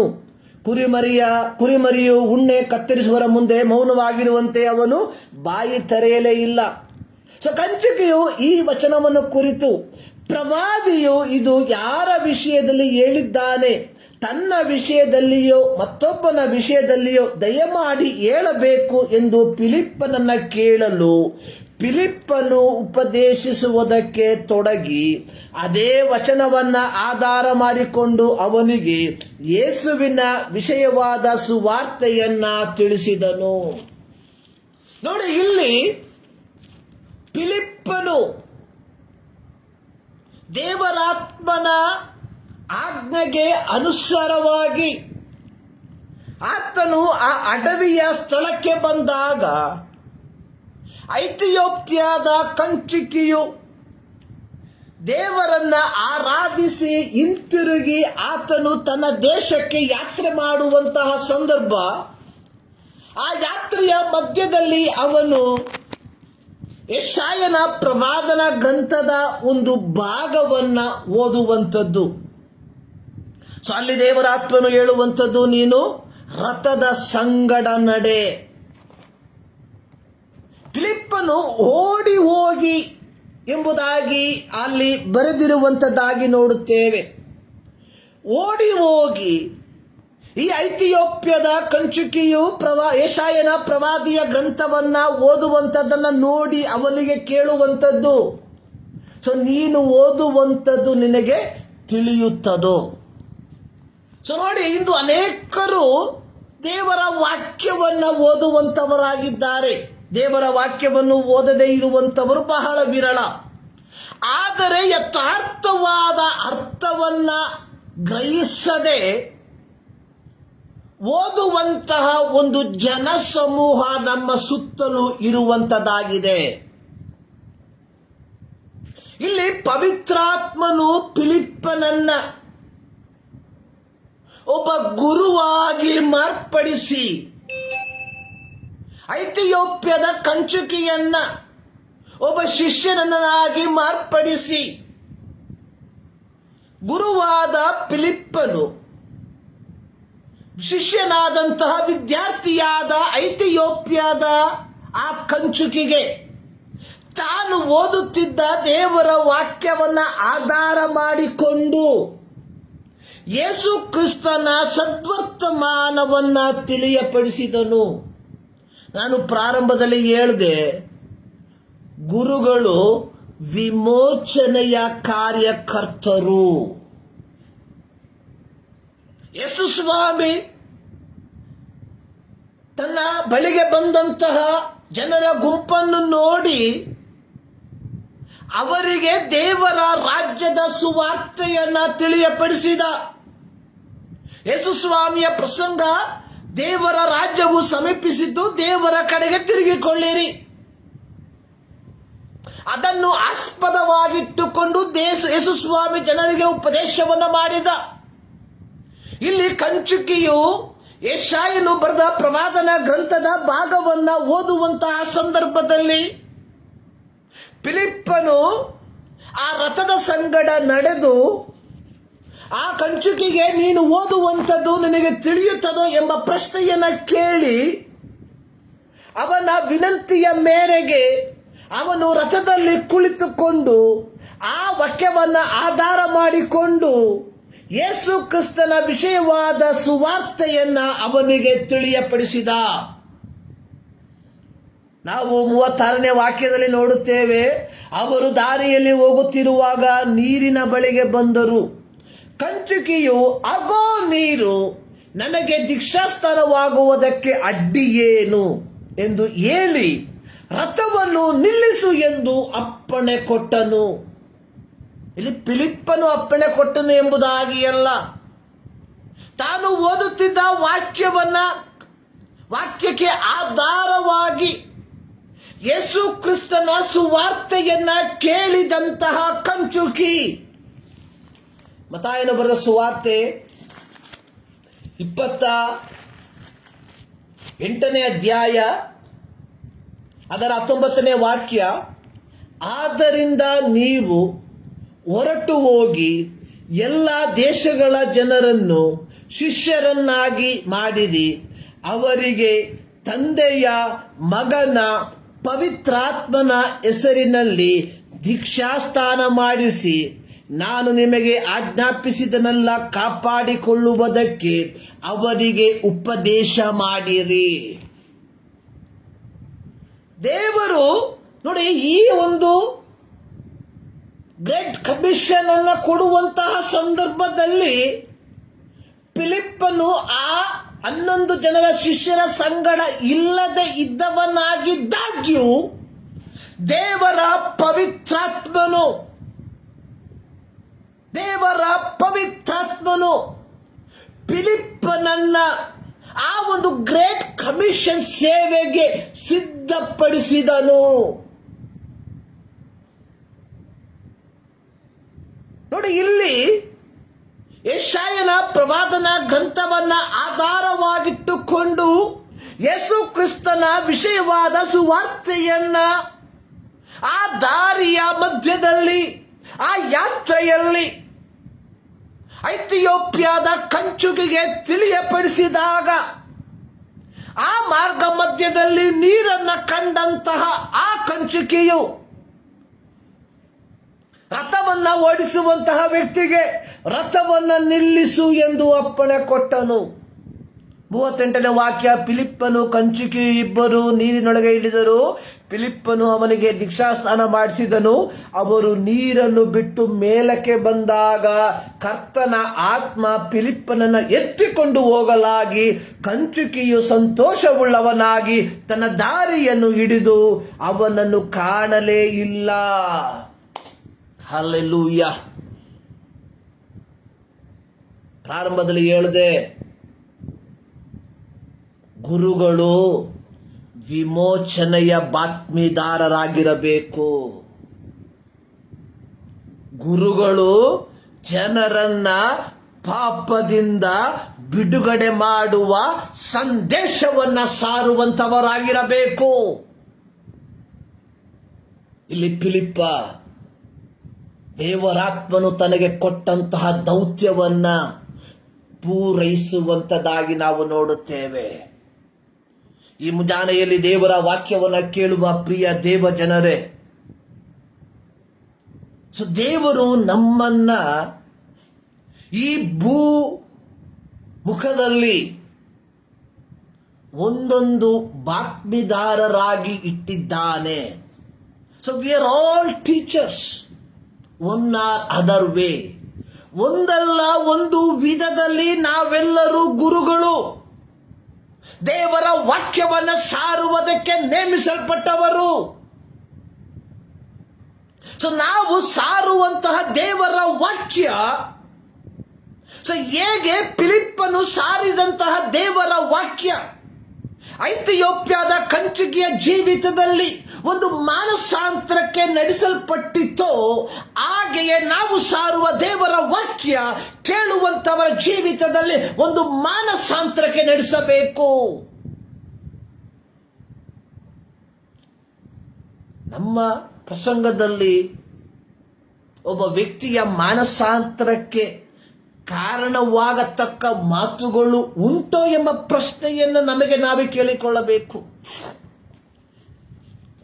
ಚಾರ್ಲ್ಸ್ ಸ್ಪರ್ಜನ್ ಅವರು ಹೇಳಿರುವಂತಹ ಒಂದು ಮಾತು, ಸೊ ನಿನ್ನ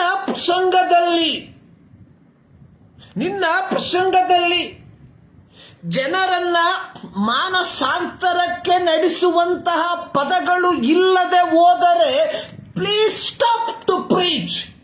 ಪ್ರಸಂಗಿಸುವುದನ್ನು ನಿಲ್ಲಿಸು. ಸೊ ಮೊದಲು ಜನರನ್ನ ಮಾನಸಾಂತರಕ್ಕೆ ನಡೆಸುವಂತಹ ದೇವರ ವಾಕ್ಯವನ್ನ ನೀನು ಸಂಪಾದಿಸಿ ತದನಂತರ ಪ್ರಸಂಗಿಸು. ಸೊ ಇಲ್ಲದೆ ಹೋದರೆ ನಮ್ಮ ಪ್ರಸಂಗ ಇತರರನ್ನ ತಪ್ಪಾದ ಮಾರ್ಗದಲ್ಲಿ ನಡೆಸುವಂಥದ್ದಾಗಿರ್ತದೆ ಎಂಬುದನ್ನು ಮರಿಬಾರದು. ಇವತ್ತು ಅನೇಕರು ಪ್ರಸಂಗಿಸುವಂಥದ್ದನ್ನು ನೋಡ್ತೇವೆ. ನಾನು ಪ್ರಾರಂಭದಲ್ಲಿ ಹೇಳಿದ ರೀತಿಯಲ್ಲಿ ಮಾರ್ಕನ ಸುವಾರ್ತೆಯಲ್ಲಿ ಜನರ ಗುಂಪನ್ನು ನೋಡಿ ಯೇಸು ಸ್ವಾಮಿ ತಕ್ಷಣಕ್ಕೆ 5 ರೊಟ್ಟಿ 2 ಮೀನುಗಳನ್ನು ತೆಗೆದುಕೊಂಡು 5,000 ಜನರಿಗೆ ಕೊಟ್ಟನು ಎಂಬುದಾಗಿ ಅಲ್ಲ.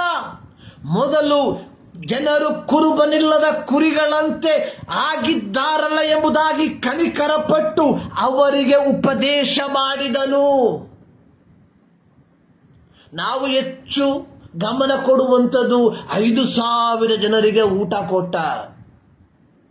ಸೊ ಕನ್ನಡದಲ್ಲಿ ಒಂದು ಹಾಡಿದೆ, 5 ರೊಟ್ಟಿ 2 ಮೀನು 5,000 ಜನರಿಗೆ ಕೊಟ್ಟ, ಅದ್ಭುತ ಮಾಡಿದ ಕ್ರಿಸ್ತ ಬೋಧೆ ಸಾರಿದ. ಅದ್ಭುತ ಮಾಡಿದ ದೇವರು, ಆದ್ರೆ ಮೊದಲು ಬೋಧೆ ಸಾರಿದ, ತದನಂತರ ಅದ್ಭುತ ಮಾಡಿದ. ನಾವು ಬೋಧೆಯನ್ನು ಹಿಂದೆ ಹಾಕ್ಬಿಟ್ಟಿದ್ವಿ, ಮೊದಲು ನಮಗೆ ಅದ್ಭುತ. So we R stressing on it. So ನಾವು ಅದ್ಭುತದ ಹಿಂದೆ ಹೋಗ್ತಾ ಇದ್ದೇವೆ. ಸೊ ಇಂದು ಸಭೆಗೆ ಬರುವಂತಹ 99% ಜನ ಕೇವಲ ಅದ್ಭುತಕ್ಕೋಸ್ಕರವಾಗಿ ಮಾತ್ರ ಸಭೆಗೆ ಬರುವಂಥದ್ದು. ಅದು ವಿಶ್ವಾಸಿಗಳ ಗುಂಪು. ಇಂದು ಪ್ರಾರ್ಥನೆಗೆ ಬರುವಂತಹ 99.9% ತಮ್ಮ ಜೀವಿತದಲ್ಲಿ ಒಂದು ಆರ್ಥಿಕ ಬಿಡುಗಡೆಗೋಸ್ಕರವಾಗಿ ಪ್ರಾರ್ಥನೆಗೆ ಬರುವಂತವರಾಗಿದ್ದಾರೆ ಹೊರತು ಒಂದು ಆಧ್ಯಾತ್ಮಿಕವಾದ ಬಿಡುಗಡೆಗೋಸ್ಕರವಾಗಿ ಅಲ್ಲ. ಪ್ರಿಯರೇ, ನಾವೆಲ್ಲಿದ್ದೇವೆ? ಪ್ರವಾದಿ ಹೇಳಿದಂತ ಮಾತು, ನಾನು ಕ್ಷಾಮವನ್ನು ಕಳಿಸ್ತೇನೆ. ಅದು ಆಹಾರದ ಕ್ಷಾಮವಲ್ಲ, ನೀರಿನ ಕ್ಷಾಮವಲ್ಲ, ದೇವರ ವಾಕ್ಯದ ಕ್ಷಾಮ. ಇದು ಇಂದು ನಮ್ಮ ದೇಶದಲ್ಲಿ ನಡೆಯುವಂಥದ್ದನ್ನು ನಾವು ಕಾಣ್ತಾ ಇದ್ದೇವೆ. As A teacher we are A liberating agent. ಒಬ್ಬ ಗುರುವಾಗಿ ನಾವು ವಿಮೋಚನೆಯ ಪ್ರತಿನಿಧಿಗಳಾಗಿದ್ದೇವೆ. ಸೊ ಇಲ್ಲಿ ನಾವು ನೋಡುವಂಥದ್ದು, ಇಲ್ಲಿ ಫಿಲಿಪ್ಪನ ಆರಿಸುವಿಕೆ ಸಭೆಯ ಲೌಕಿಕ ಕಾರ್ಯಗಳನ್ನು ನೋಡಿಕೊಳ್ಳುವುದಕ್ಕೆ ಆಗಿದ್ದಾಗ್ಯೂ ದೇವರ ಪವಿತ್ರಾತ್ಮನು ಫಿಲಿಪ್ಪನನ್ನ ಬೇರೊಂದು ವಿಧದಲ್ಲಿ ಆ ಒಂದು ಗಾಜಾ ಅರಣ್ಯಕ್ಕೆ, ಅಡವಿಗೆ ಕಳುಹಿಸಿ ಅವನ ಮೂಲಕವಾಗಿ ಒಬ್ಬ ವ್ಯಕ್ತಿಯ ಮಾನಸಾಂತರಕ್ಕೆ ಕಾರಣವಾಗುವ ರೀತಿಯಲ್ಲಿ ಮಾರ್ಪಡಿಸುವಂಥದ್ದನ್ನು ನಾವು ನೋಡುತ್ತೇವೆ. ಪ್ರಿಯರೇ, it is not important how long we are in ministry, it is important how we are in ministry. ಎಷ್ಟು ವರ್ಷ ನಾವು ಸೇವೆಯಲ್ಲಿ ಇದ್ದೇವೆ ಎಂಬುದಾಗಿ ಅಲ್ಲ, ಯಾವ ರೀತಿಯಾಗಿ ದೇವರ ಸೇವೆಯಲ್ಲಿ ನಾವು ತೊಡಗಿಸಿಕೊಂಡಿದ್ದೇವೆ ಅನ್ನುವಂಥದ್ದು ಮುಖ್ಯ. ಕೆಲವೊಮ್ಮೆ ನಮ್ಮ ಸಂಸ್ಥೆಗಳು ನಮಗೆ ಆರ್ಡಿನೇಷನ್ ಅನ್ನು ಕೊಡದೆ ಹೋಗಬಹುದು. Nothing to worry. ನಮಗೆ ಬೇಕಾಗಿರುವಂಥದ್ದು ಪರಲೋಕ ದೇವರ ಹಸ್ತ ಸ್ಪರ್ಶ. ಸೊ ಅಪೊಸ್ತಲರು ಇವರನ್ನ ನೇಮಿಸಿದಂಥದ್ದು ಲೌಕಿಕ ಕಾರ್ಯಗಳಿಗಾಗಿ. ನೋಡಿ, ಇದೇ 6ನೇ ಅಧ್ಯಾಯದಲ್ಲಿ 8ನೇ ವಾಕ್ಯದಲ್ಲಿ ಸ್ಟೇಫನ ಕುರಿತಾಗಿ ನೋಡುತ್ತೇವೆ. ರಕ್ತ ಸಾಕ್ಷಿಯಾದಂತಹ ಸ್ಟೇಫ. ಪ್ರಿಯರೇ, ದೇವರು ನಮ್ಮನ್ನ ಈ ಲೋಕದಲ್ಲಿ ಆಸ್ ಎ ಟೀಚರ್, ಒಬ್ಬ ಟೀಚರ್ ಆಗಿ ಇಟ್ಟಿರುವಾಗ ನಮ್ಮ ಕರ್ತವ್ಯ ಅನ್ನುವಂಥದ್ದು ಮಕ್ಕಳನ್ನ ಉತ್ತಮ ಪ್ರಜೆಗಳಾಗಿ ರೂಪಿಸುವಂಥದ್ದು. ಪ್ರತಿಯೊಬ್ಬ ಟೀಚರ್ನ ಗುರಿ. ಇವಾಗ ಕಾಲ ಬದಲಾಗಿ ಹೋಗ್ಬಿಟ್ಟಿದೆ. ಈಗ ಟೀಚರ್ಗಳನ್ನ ನಂಬುವಂತಹ ಒಂದು ಕಾಲದಲ್ಲಿ ತಂದೆ ತಾಯಿಗಳು ಇಲ್ಲ, ಟೀಚರ್ಗಳು ಇಲ್ಲ, ಮಕ್ಕಳು ಇಲ್ಲ. ಆ ಗುರು ಶಿಷ್ಯ ಸಂಬಂಧ ಇವತ್ತು ಪರಿಪೂರ್ಣವಾಗಿ ಚಿನ್ನ ಭಿನ್ನವಾಗಿರುವಂಥದ್ದನ್ನು ನಾವು ಕಾಣ್ತೇವೆ. ಅದೇ ಪರಿಸ್ಥಿತಿ ನಮ್ಮ ಆತ್ಮಿಕ ಲೋಕದಲ್ಲಿಯೂ ಇಂದು ವ್ಯಾಪಿಸಿರುವಂಥದ್ದು ಬಹಳ ಖೇದಕರವಾದಂತಹ ಒಂದು ಸಂಗತಿ. ಬಹಳ ಖೇದಕರವಾದಂತಹ ಒಂದು ಸಂಗತಿ. 5ನೇ ತಾರೀಕು ನಾವು ಶಿಕ್ಷಕರ ದಿನಾಚರಣೆಯನ್ನು ಆಚರಣೆ ಮಾಡುವಂತಹ ಸಂದರ್ಭದಲ್ಲಿ ಪ್ರಿಯ ದೇವ ಜನರೇ, ದೇವರು ನಮ್ಮನ್ನು ಆಧ್ಯಾತ್ಮಿಕ ಲೋಕದಲ್ಲಿ ಒಂದು ಶಿಕ್ಷಕ ವೃತ್ತ ಆ ಒಂದು ಕಾರ್ಯಕ್ಕೆ ದೇವರು ನಮ್ಮನ್ನು ಕರೆದಿರುವಾಗ ನಮ್ಮ ಗುರಿ ಅನ್ನುವಂಥದ್ದು ಒಬ್ಬ ಶಿಕ್ಷಕನಾಗಿ ಒಂದು ವಿಮೋಚನೆಯ ಒಂದು ಪ್ರತಿನಿಧಿಯಾಗಿ ನಾನು ಮಾರ್ಪಡುವಂಥದ್ದು. ನನ್ನ ಜೀವಿತದ ಗುರಿ ಎನ್ನುವಂಥದ್ದು ದೇವರು ಕೊಡುವಂತಹ ಸುವಾರ್ತೆಯನ್ನ ಜನರ ಮಾನಸಾಂತರಕ್ಕೆ ಕಾರಣವಾಗತಕ್ಕ ರೀತಿಯಲ್ಲಿ ಜನರಿಗೆ ತಿಳಿಸುವಂಥದ್ದಾಗಿರಬೇಕು. ಇದಕ್ಕೋಸ್ಕರವಾಗಿ ನಾವು ತಯಾರಾಗಿದ್ದೇವ. ಜ್ಞಾನೋಕ್ತಿಗಳ ಪುಸ್ತಕ 8ನೇ ಅಧ್ಯಾಯದಲ್ಲಿ ನಾವು ನೋಡ್ತೇವೆ, ಜ್ಞಾನವೆಂಬಾಕೆಯು ಕರೆಯುತ್ತಾಳೆ, ವಿವೇಕವೆಂಬಾಕೆಯು ದನಿಗೆಯುತ್ತಾಳೆ. ಆಕೆಯು ರಾಜಮಾರ್ಗದಲ್ಲಿ, ಅಗ್ರಸ್ಥಾನದಲ್ಲಿ, ದಾರಿಯ ಪಕ್ಕದಲ್ಲಿ, ನಡು ಬೀದಿಯಲ್ಲಿ ನಿಂತುಕೊಳ್ಳುತ್ತಾಳೆ. ಪುರ ಪ್ರವೇಶದ ದ್ವಾರಗಳಲ್ಲಿ, ಬಾಗಿಲುಗಳಿಗೆ, ಜನ ಸೇರುವ ಸ್ಥಳಗಳಲ್ಲಿ ಹೀಗೆ ಕೂಳುತ್ತಾರೆ, ಮನುಷ್ಯರೇ, ನಿಮ್ಮನ್ನೇ ಕರೆಯುತ್ತೇನೆ, ಮಾನವರಿಗಾಗಿ ಧ್ವನಿಗೈಯುತ್ತೇನೆ. ಮೂಢರೇ, ಜಾಣತನವನ್ನು ಕಲಿತುಕೊಳ್ಳಿರಿ, ಜ್ಞಾನಹೀನರೇ, ಬುದ್ಧಿಯನ್ನ ಗ್ರಹಿಸಿರಿ. ಇಲ್ಲಿ ಜ್ಞಾನವೆಂಬಾಕೆಯನ್ನ ಒಂದು ಗುರುವಿಗೆ ಹೋಲಿಕೆ ಮಾಡಿ ಗುರು ಕರೀತಾ ಇದ್ದಾನೆ, ಮೂಢರನ್ನ ಕರೀತಾ ಇದ್ದಾನೆ. ಯೇಸು ಸ್ವಾಮಿ ಹೇಳಿದ್ರು, ನಾನು ನೀತಿವಂತರನ್ನ ಕರೆಯುವುದಕ್ಕೆ ಬಂದವನಲ್ಲ, ನಾನು ಪಾಪಿಗಳನ್ನ ಕರೆಯುವುದಕ್ಕೆ ಬಂದವನು. ನಾನು ಪಾಪಿಗಳನ್ನ ಕರೆಯುವುದಕ್ಕೆ ಬಂದವನು. 6ನೇ ವಾಕ್ಯ ಕೇಳಿರಿ, ನಾನು ಶ್ರೇಷ್ಠವಾದ ಸಂಗತಿಗಳನ್ನು ಹೇಳ್ತೇನೆ. So we have A message of salvation. ರಕ್ಷಣೆಯ ಸುವಾರ್ತೆ ನಮ್ಮ ಕೈಗೆ ಕೊಡಲ್ಪಟ್ಟಿದೆ. ಪೌಲನು ಹೇಳ್ತಾ ಇದ್ದಾನೆ, ಸುವಾರ್ತೆ ಸಾರದಿದ್ದರೆ ನನ್ನ ಗತಿ ಏನು ಹೇಳಲಿ. ವೋ ಟು ಮೀ, ಸಾರಲೇಬೇಕೆಂಬ ನಿರ್ಬಂಧ ನನ್ನ ಮೇಲೆ ಇದೆ. ದೇವರು ನಮ್ಮನ್ನ ಆಯ್ಕೆ ಮಾಡಿಕೊಂಡಿರುವಂಥದ್ದು ಒಂದು ವಿಮೋಚನೆಯ ಸಾಧನವಾಗಿ. ನಾವು ಲೌಕಿಕವಾದ ಕೆಲಸಗಳಲ್ಲಿ ಏರ್ಪಟ್ಟವರಾಗಿರಬಹುದು. ಸೇವೆ ಕೇವಲ ಆಯ್ದ ಗುಂಪಿಗೆ ಮಾತ್ರವಲ್ಲ. ಇದು ಅನೇಕರು ನೆನೆಸುವಂಥದ್ದು, ಇನ್ನು ಅನೇಕರು ಹೇಳುವಂಥದ್ದು, ನಾವು ಸೇವೆ ಮಾಡ್ತೇವೆ, ನೀವು ಹಣ ಕೊಡ್ರಿ. ಇನ್ನು ಅನೇಕರು ಅನೇಕ ಲೌಕಿಕ ಕಾರ್ಯಗಳಲ್ಲಿ, ಲೌಕಿಕ ಕೆಲಸಗಳಲ್ಲಿ ತಮ್ಮನ್ನ ತೊಡಗಿಸಿಕೊಂಡಿರುವಂತಹ ವ್ಯಕ್ತಿಗಳು ಹೇಳುವಂಥದ್ದು, ಸೇವೆಗೆ ನಾವು ಆರ್ಥಿಕವಾಗಿ ಸಹಾಯ ಮಾಡ್ತೇವೆ. ಒಳ್ಳೆ ವಿಚಾರ, ಅದು ಯಾವ ತಪ್ಪು ಇಲ್ಲ. ಆದರೆ ಅಲ್ಲಿಗೆ ನನ್ನ ಜವಾಬ್ದಾರಿ ಮುಗೀತು ಎಂಬುದಾಗಿ ನೆನೆಸಬೇಡ್ರಿ. ನೀನು ಕೆಲಸ ಮಾಡುವಂತಹ ಜಾಗದಲ್ಲಿ, ನಿನ್ನ ಸಹಪಾಠಿಯ ಬಳಿಯಲ್ಲಿ ನನಗೆ ಸುವಾರ್ತೆಯನ್ನು ಸಾರುವುದಕ್ಕೆ ಸಾಧ್ಯವಿಲ್ಲ, ಅದು ನೀನು ತಾನೇ ಮಾಡಬೇಕು.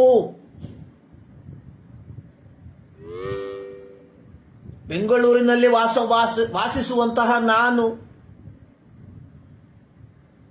ಯಾವುದೋ ಗ್ರಾಮದಲ್ಲಿ ಸೇವೆ ಮಾಡುವ ದಾಸನಿಗೆ ಪ್ರತಿ ತಿಂಗಳು ಸಹಾಯವನ್ನ ಕಳಿಸಿದರೆ ನನ್ನ ಜವಾಬ್ದಾರಿ ಮುಗಿಯೋದಿಲ್ಲ. ನನ್ನ ಸುತ್ತಮುತ್ತಲಿರುವ ಜನರಿಗೆ ಸುವಾರ್ತೆಯನ್ನು ಸಾರುವಂತ ಜವಾಬ್ದಾರಿ ನನ್ನ ಮೇಲಿದೆ. ಅದನ್ನು ಅರ್ಥ ಮಾಡ್ಕೊಳ್ಬೇಕು. ನಾವು ಅರ್ಥ ಮಾಡ್ಕೊಳ್ಬೇಕು. ಸೇವೆ ಅನ್ನುವಂಥದ್ದು ಕೇವಲ ಆರ್ಥಿಕವಾಗಿ ಸಹಾಯ ಮಾಡಿದರೆ ಮುಕ್ತಾಯವಾಗುವಂಥದ್ದಲ್ಲ. ಸೇವೆ ಎಂದರೆ ನಮ್ಮನ್ನು ತೊಡಗಿಸಿಕೊಳ್ಳುವಂಥದ್ದು. ನಾನು ಪ್ರಾರಂಭದಲ್ಲಿ ಹೇಳಿದೆ, ಆರಾಧನೆ ಅಂದರೆ ಶಬ್ದ ಕೋಲಾಹಲಗಳಲ್ಲ. ಪ್ರಕಟಣೆ ಪುಸ್ತಕ 7ನೇ ಅಧ್ಯಾಯದ 10ನೇ ವಾಕ್ಯದಲ್ಲಿ ನಾವು ನೋಡುವಂಥದ್ದು, ಕೋಟ್ಯಾನುಕೋಟಿ ಆ ದೂತರು ಅಲ್ಲಿ ಸಿಂಹಾಸನದ ಮುಂದೆ ನಿಂತುಕೊಂಡು ಅವರು ದೇವರನ್ನು ಆರಾಧಿಸುವಂಥದ್ದು. ನಮಗೆ ರಕ್ಷಣೆಯುಂಟಾದದಕ್ಕಾಗಿ ನಿಮಗೆ ಸ್ತೋತ್ರ ಎಂಬುದಾಗಿ ಆಡಿದರು.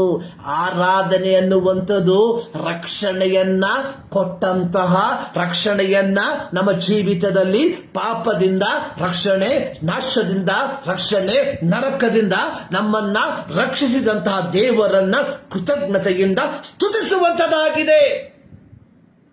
ಅದು ಆರಾಧನೆ. ಆರಾಧನೆ ಅನ್ನುವಂಥದ್ದು ಕೇವಲ ಭಾನುವಾರ 2 ತಾಸು ನಾವು ಕಳೆಯುವಂತಹ ಸಮಯವಲ್ಲ. Worship not. Worship is remembering. Worship is offering our life. Offer your body as a living sacrifice. ಪೌಲ ಹೇಳ್ತಾ ಇದ್ದಾನೆ, ನಿಮ್ಮ ದೇಹವನ್ನು ದೇವರಿಗೆ ಅರ್ಪಿಸಿರಿ. ಪ್ರಿಯರೇ, ನಮ್ಮ ಜೀವಿತ ದೇವರಿಗೆ ಸಮರ್ಪಕವಾದ ಆರಾಧನೆಯಾಗಿ ಮಾರ್ಪಟ್ಟಿದೆಯಾ? ನಾವು ಕೇಳಿದ ರೀತಿಯಲ್ಲಿ ಆಸ್ ಎ ಟೀಚರ್, ಒಬ್ಬ ಟೀಚರ್ ಆಗಿ ಜನರನ್ನ, ನಮ್ಮ ಶಿಷ್ಯರನ್ನ ವಿಮೋಚನೆಗೆ ಒಂದು ರೂಪಾಂತರಕ್ಕೆ ನಾವು ನಡೆಸುವಂತವರಾಗಿದ್ದೇವ. ಸೊ ದೇವರು ನಮ್ಮನ್ನ ಕರೆದಿರುವಂತಹ ಉದ್ದೇಶ, ಏಕೈಕ ಉದ್ದೇಶ, ಒಂದೇ ಉದ್ದೇಶ. ಈ ಲೋಕದಲ್ಲಿ ಸಭೆಗಳನ್ನ ಕಟ್ಟುವುದಕ್ಕೋಸ್ಕರವಾಗಿ ಅಲ್ಲ. ಈ ಲೋಕದಲ್ಲಿ ಏನನ್ನಾದರೂ ಸಂಪಾದಿಸುವುದಕ್ಕೋಸ್ಕರವಾಗಿ ಅಲ್ಲ. ಏನು ಸಂಪಾದಿಸಿದರೂ ಪ್ರಿಯರೇ, we have to leave it. ಹೋಗುವಂತಹ ಸಂದರ್ಭದಲ್ಲಿ ಹಾಕುವ ಬಟ್ಟೆ ಬಿಟ್ರೆ ಬೇರೆ ಯಾರು ನಮ್ಮನ್ನ ಕೊಡೋದಿಲ್ಲ. So we have to leave it. ಅದರಿಂದ ಯೇಸು ಹೇಳಿದ್ರೆ, ಒಬ್ಬ ಮನುಷ್ಯ ಲೋಕವನ್ನೆಲ್ಲ ಸಂಪಾದನೆ ಮಾಡಿ ಅವನ ಆತ್ಮ ನಷ್ಟಪಟ್ಟರೆ ಏನ್ ಪ್ರಯೋಜನ? ಸುಮಾರು ವರ್ಷಗಳ ಹಿಂದೆ ನಾನು ಒಬ್ಬ ಸೇವಕರಿಗೆ ಹೇಳಿದಂತ ಒಂದು ಮಾತು, ಸೊ ನಾನು 5,000 ಮಕ್ಕಳನ್ನ, ಅನಾಥ ಮಕ್ಕಳನ್ನ ಸಾಕಿ, ಸೊ ನನ್ನ ಜೀವಿತ ಒಂದು ಮಾದರಿ ಇಲ್ಲದೆ ಹೋಗ್ಬಿಟ್ರೆ, ಸೊ ನನ್ನ ಸೇವೆಯಿಂದ ಯಾರಿಗೆ ತಾನೇನು ಪ್ರಯೋಜನ? See, have to take care of my salvation. ಮೊದಲು ನನ್ನ ರಕ್ಷಣೆ, that is important for me. ಪ್ರಿಯರೇ, so we have to look back. ದೇವರು ನಮ್ಮನ್ನ ಒಂದು ಸೇವೆಗಾಗಿ ಕರೆದಿರುವಾಗ ಆ ಸೇವೆಯ ಸಂಗಡ ನಮ್ಮ ವೈಯಕ್ತಿಕ ರಕ್ಷಣೆಯ ಕುರಿತಾಗಿ ನಾವು ಹೆಚ್ಚಿನ ಆಸಕ್ತಿಯನ್ನು ವಹಿಸಿ ಅದಕ್ಕೆ ಅನುಗುಣವಾಗಿ ಒಂದು ಪವಿತ್ರವಾದ ಜೀವಿತವನ್ನು ಜೀವಿಸಿದರೆ ನಮ್ಮ ಜೀವಿತ ಸಾರ್ಥಕವಾಗುವುದರಲ್ಲಿ ಯಾವ ಸಂಶಯವಿಲ್ಲ. ಈ ಮುಂಜಾನೆಯಲ್ಲಿ ಸರ್ವಶಕ್ತನಾದ ದೇವರು ಈ ಮಾತುಗಳ ಮೂಲಕ ನಿಮ್ಮನ್ನು ಧಾರಾಳವಾಗಿ ಆಶೀರ್ವದಿಸಲಿ ಪ್ರಾರ್ಥನೆ ಮಾಡುವ. ನಮ್ಮನ್ನು ಬಹಳವಾಗಿ ಪ್ರೀತಿ ಮಾಡುವ ನಮ್ಮ ಪ್ರೀತಿಯ ತಂದೆಯಾದ ದೇವರೇ, ಮತ್ತು ದಾವರ್ತಿ ನಿಮ್ಮ ಸನ್ನಿಧಾನಕ್ಕೆ ನಮ್ಮನ್ನೇ ಸಮರ್ಪಿಸ್ತಾ ಇದ್ದೇವೆ ಸ್ವಾಮಿ. ಹೌದು ಕರ್ತನೆ, ನಿಮ್ಮ ವಾಕ್ಯದ ಮೂಲಕ ನಮ್ಮ ಸಂಗಡ ಮಾತನಾಡಿದ್ದಕ್ಕಾಗಿ ಸ್ತೋತ್ರ. ನಿಮ್ಮ ವಾಕ್ಯದ ಗುಡಾರ್ಥಗಳನ್ನು ತಿಳಿಯಪಡಿಸಿದ್ದಕ್ಕಾಗಿ ಸ್ತೋತ್ರ ಸ್ವಾಮಿ. ಆಸ್ ಎ ಟೀಚರ್, ಹೌದು ಕರ್ತನೆ, ನಾವು ಒಂದು ಗುರುವಾಗಿ ಸ್ವಾಮಿ, ಒಂದು ವಿಮೋಚನೆಯ ಒಂದು ಬಾತ್ಮೀದಾರರಾಗಿ ಮಾರ್ಪಡುವಂತೆ ನಮ್ಮ ಜೀವಿತದಲ್ಲಿ ಕೃಪೆ ಮಾಡಿ ಎಂಬುದಾಗಿ ನಾವು ಪ್ರಾರ್ಥಿಸುತ್ತೇವೆ ಸ್ವಾಮಿ. ಹೌದು ಕರ್ತನೆ, ಲಭಿಸುವಂತಹ ಒಂದೊಂದು ದಿನ ಸ್ವಾಮಿ, ಹೌದು ಕರ್ತನೆ ದೇವರೇ, ನಮ್ಮ ಸ್ವಾರ್ಥಕ್ಕೋಸ್ಕರವಾಗಿ ಅಲ್ಲ ಸ್ವಾಮಿ, ನಿಮ್ಮ ರಾಜ್ಯದ ಮಹಿಮೆಗೋಸ್ಕರವಾಗಿ ನಾವು ಜೀವಿಸುವಂತೆ ಕೃಪೆ ಮಾಡಿ ಎಂಬುದಾಗಿ ನಾವು ಪ್ರಾರ್ಥಿಸ್ತಾ ಇದ್ದೇವೆ. ನಮ್ಮ ಪ್ರಾರ್ಥನೆಗಳಿಗಾಗಿ ಸ್ತೋತ್ರ. ಯೇಸು ಕ್ರಿಸ್ತನ ನಾಮದಲ್ಲಿ ಬೇಡುತ್ತೇವೆ ನಮ್ಮ ಪ್ರೀತಿಯ ತಂದೆ. ನಮ್ಮ ಕರ್ತನಾದ ಯೇಸು ಕ್ರಿಸ್ತನ ಕೃಪೆ, ತಂದೆಯಾದ ದೇವರ ಪ್ರೀತಿ, ಪವಿತ್ರಾತ್ಮನ ಅನ್ಯೋನ್ಯತೆ ನಮ್ಮೆಲ್ಲರ ಸಂಗಡ ಇಂದಿನಿಂದ ಸದಾ ಕಾಲವು ನೆಲೆಯಾಗಿರಲಿ. ಆಮೇಲೆ ಸರ್ವಶಕ್ತನಾದ ದೇವರು ನಿಮ್ಮೆಲ್ಲರನ್ನ ಧಾರಾಳವಾಗಿ ಆಶೀರ್ವದಿಸಲಿ.